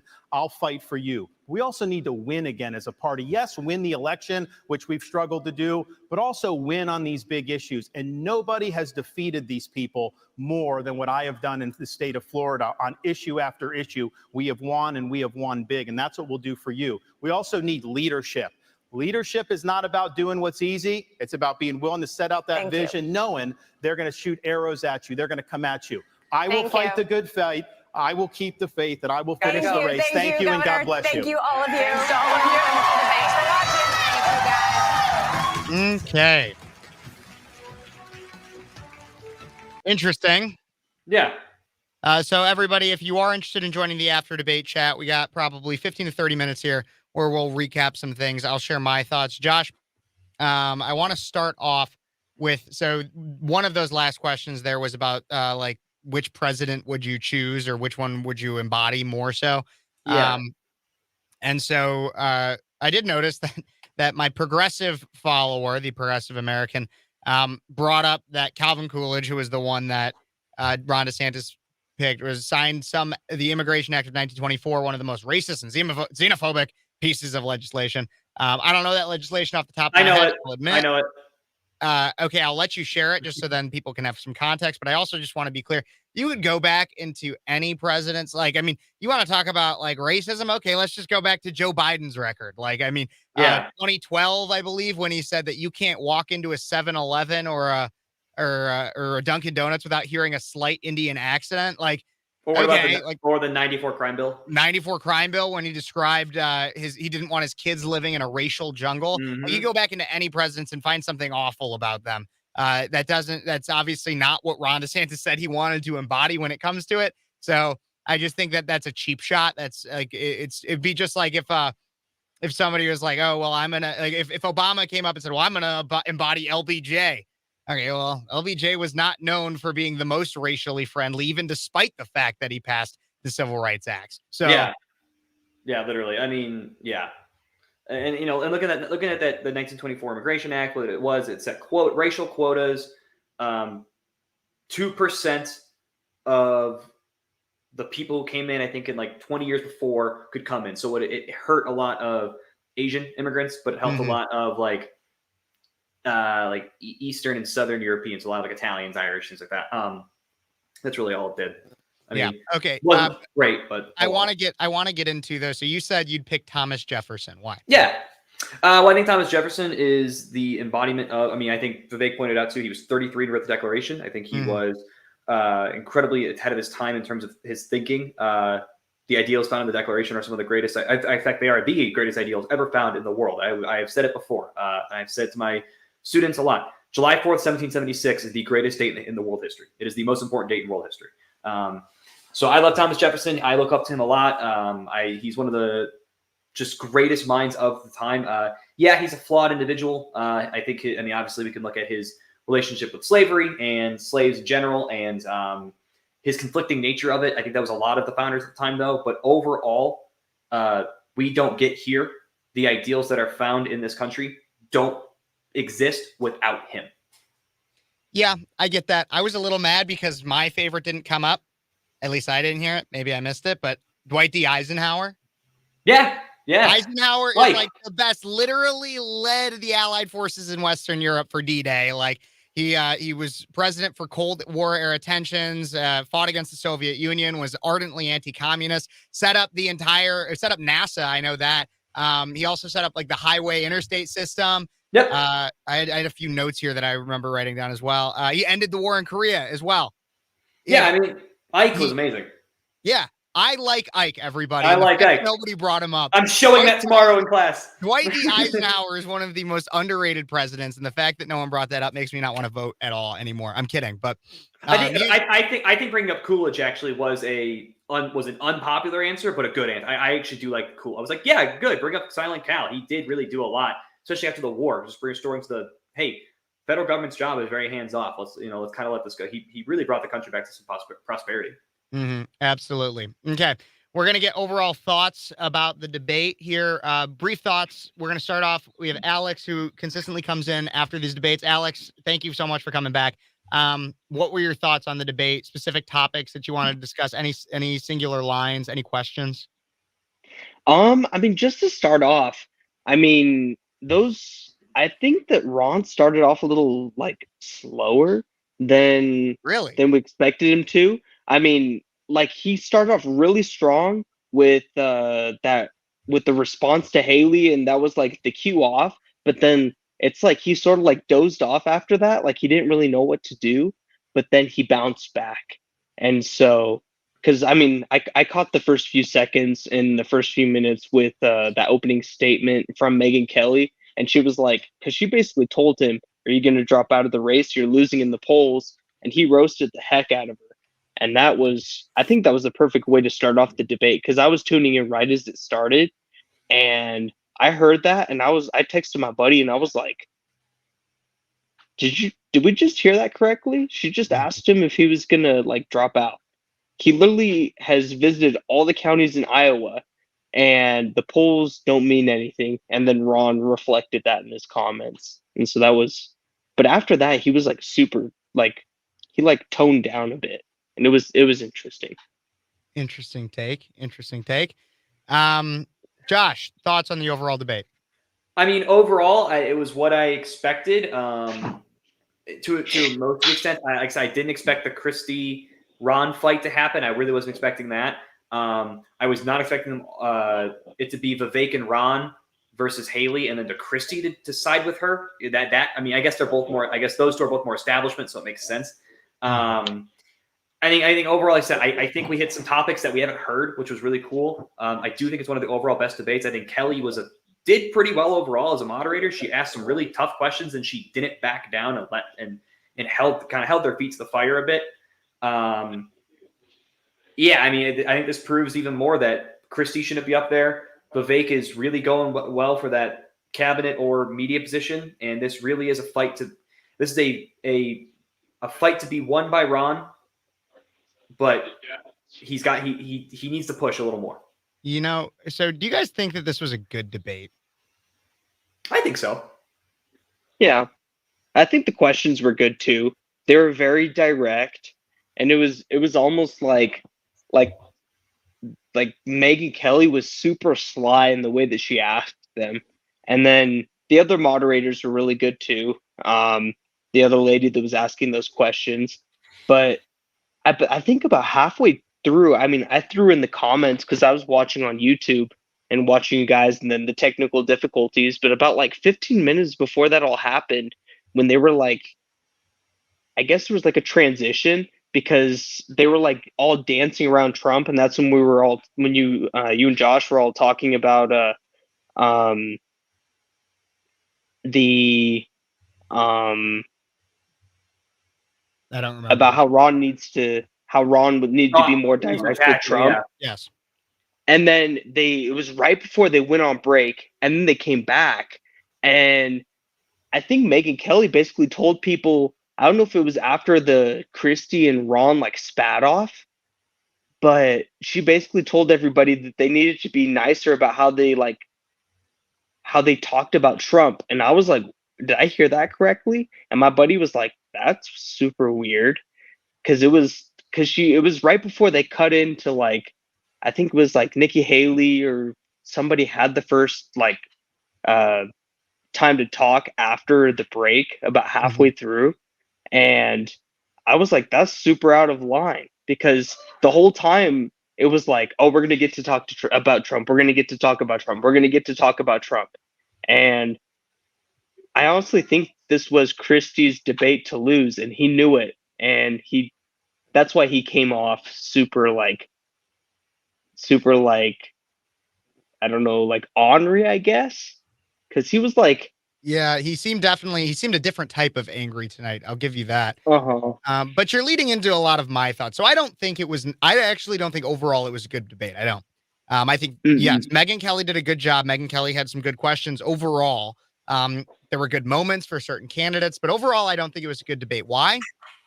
Because the media, all of them, and for the most part, every single debate so far, it's always been Trump has won this debate, period. And like all the other ones, I disagree. This one, I actually kind of agree. I think Trump won this debate, and the media will reflect that. He was the focal point of this entire debate.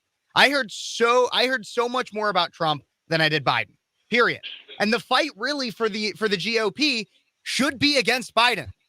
But it seems like they are all, and it's true. Yes, in the primary, they're all fighting against Trump, but the man's not even there. And while he deserves some talk about him, as he's not only the former president, but he's also the current front runner, it was all about Trump. Now, I don't know the exact count of how many times they said Trump versus Biden, but I would say that if I was playing a drinking game where I had to take a shot every time they said Trump, I would be in the hospital right now for alcohol poisoning. That'd be because it was all about Trump. And while it's kind of, it's a little bit at fault with the candidates, it makes sense that they would talk about him because they're trying to compare themselves to the most recent and the front runner. But it's also very much on the moderators. It seemed like every single question they brought up in some way, Trump was involved. It could never be, what are you going to do about the border policy? It's, here's what Trump did. What will you do? Why can't it simply be, what will you do? Why does it always have to be about Trump? And I believe that's probably because of ratings. And again, I'm not bashing Trump himself, but everything was about Trump. It was not about any of the other candidates. Well, so in some instances, they would state when Trump did something. I'm just going on my tirade right now, just because I spent a lot of time thinking about this throughout the entire thing. In some instances, they would say things that he did good because they kind of had to, like we said. But mostly they gave a lot of fuel for people like Christie to just shit on him the whole time too. Overall, he dominated the conversation more in this debate than any other. Josh. Yeah, I mean, I think I agree and I disagree. I think there was definitely times where they mentioned Trump. And I think they are doing something similar, something where they're saying, okay, yes, this is what Trump did. What would you do different? Because, like you said, Trump is the last president that was the last Republican president. He is the current front runner. He's not here. What are you going to do differently? Because they need to distinguish themselves from Trump. They need to say, you're not happy with Trump for XYZ. Here's how I'm different. I mean, again, I wish anyone besides Christie, because Christie does it terribly, they'd be willing to go up there and say, Donald Trump lost. He's a loser. Can we move on? I wish they'd be able to say that, but they won't. And that's, I mean, I get it. They have to play the game, but I wish someone would say that because Trump's a loser. But even that's so reductive because, I mean, he lost. Even you would admit, even if you don't talk about the voter fraud stuff or anything like that, even you would admit that part of the reason he lost was because the media lied to the American public. And if you wouldn't admit that, then you're blind. I think it's part of it. I think. And so to say that he lost, no, he was cheated. He lost. He lost. He ran a terrible election. You're just like totally missing. Also, how did he run a terrible election? He did not. He didn't. He signed the bill that funded all the mail-in ballots. He funded that. He funded his own loss. That is his fault. Do you know what? I hope he accepts the consequences of that. I don't know, man. Again, I think accurate. it's so much more convoluted than that because it's true, not though. simply the mail-in ballot. That's what I even get mad about people that's what I get mad about people that are like, oh, well, it was all the voter fraud. And I'm like, no, it wasn't just that. Like, people were lied to. They were brainwashed. They were brainwashed into COVID. And yes, Trump went along with that a little bit too. But part of that had to do with the brainwashing. They were brainwashed to believe that the laptop from hell didn't exist when we know abundantly that it did. People were brainwashed from 2016 when Hillary Clinton knowingly lied and said that Russia colluded with Trump to win. So much of it has to do with the fact that the media lied. And so to say, for you to ask and say for these candidates to get up there and say plainly that Trump lost, it's just so much more. It's not inaccurate, but it's just as deceptive as the lamestream media has been to the American public for upwards of a decade. Yeah, except the only difference is I actually have some evidence to back it up. And my other evidence is I have evidence to back mine up too. I'm not saying you don't, but here's what I'm going to say. And I think Ron had pointed on this well. Donald Trump got in day one and he was like, the media says that my inauguration was only this big. It was actually this big. Who effing cares? Move on and do your job. He played into it so much. If he just said, listen, dude, I understand there's stuff going on. I'm going to go do my job. And he was just a good president who didn't play into it, it would have helped. But he didn't do that. He played into it. He gave it more fuel as well by tweeting about it at 3 a.m. every day. Go do your job and be a good president, because then if you're a good president, people are not hearing you say all these stupid things. As much as they are funny, they're going to move on. And they're going to go, do you know what? Yeah, there's all this stuff, but there's been no evidence. He obviously just went and did his job. I'm willing to give him another chance, but he can't shut his mouth. That's always been his biggest enemy. Okay, Alex, any final thoughts when it comes to the Trump talk? Just because we're even falling into the trap of making that dominant conversation. Yeah. No, Ron, I think Ron, that was like a key focal point when they started talking about that, is that he multiple times in different questions, he roasted, because he was bashing around the bush the whole time with Trump. And I mean, he could have been more upfront and still gotten through with it. I think it's just he's hesitant because he was governor of Florida and he sort of had a little bit of support from Trump, but he wasn't entirely Trump that got him elected. And so then Trump was like swamp, swamp, swamp, and then didn't do any of those things. And that's what Ron asserted himself and said, we're going to drain the swamp. This is when we're going to clean out the FBI, DOJ, the border, and everything else. So gotcha on that one. Okay, real quick, we're gonna go through. I want to hear your guys' opinions because then I got my final breakdown, and then I've been here for almost 3 hours now. Josh has been on me with almost 3 hours, so I got to get home and go to bed. But real quick for each candidate, thoughts, like quick 1-2 sentences. Chris Christie, thoughts. I mean, he rambles like a baby. He shouldn't be up there. All right, Alex. He's an ornery old man, and he just like a rattlesnake that got stepped on. Yeah. All right, Vivek. Snake oil salesman, says a lot of good, can't back it up. All right. Alex? Lots of talk, needs more fact base when trying to take on Christie and Haley, though. Gotcha. Nikki Haley. Establishment neocon. I think Vivek said it best. Dick Cheney in high heels. Alex? Best bold-faced liar, aside from Biden. Absolutely. And finally, Ron DeSantis. The one who will save this country, the only option, DeSantis 2024. All right. The simp. I love it, but you're funny. Alex? Lots of fire and brimstone, lots of good plans. He's the man to get the job done in 2024. Ron DeSantis, 2024. All right. Well, thank you both for your opinions so much. I'm going to run through my breakdown and get out of here, but I want to just once again thank you guys for joining. I'm going to take them out. I'm going to go through mine real quick, guys. Chris Christie. He basically showed that his purpose up there was not only to attempt to take down Trump, he was also up there to try to take down anything Trump ever inspired. That's why he consistently went after Ron DeSantis and Vivek, because both of them were in some way Trump inspired.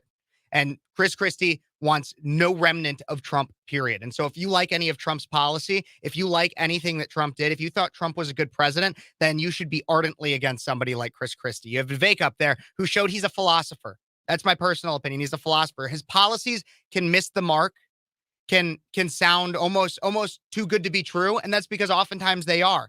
He doesn't necessarily have bad ideas. They come from good foundations, and he can speak intelligently. Oftentimes, his best ideas are those in which he diagnoses the problem. America does have an identity crisis, period. We need to understand who we are. But that's not necessarily somebody you would want for president. That's somebody that you want maybe hosting a podcast.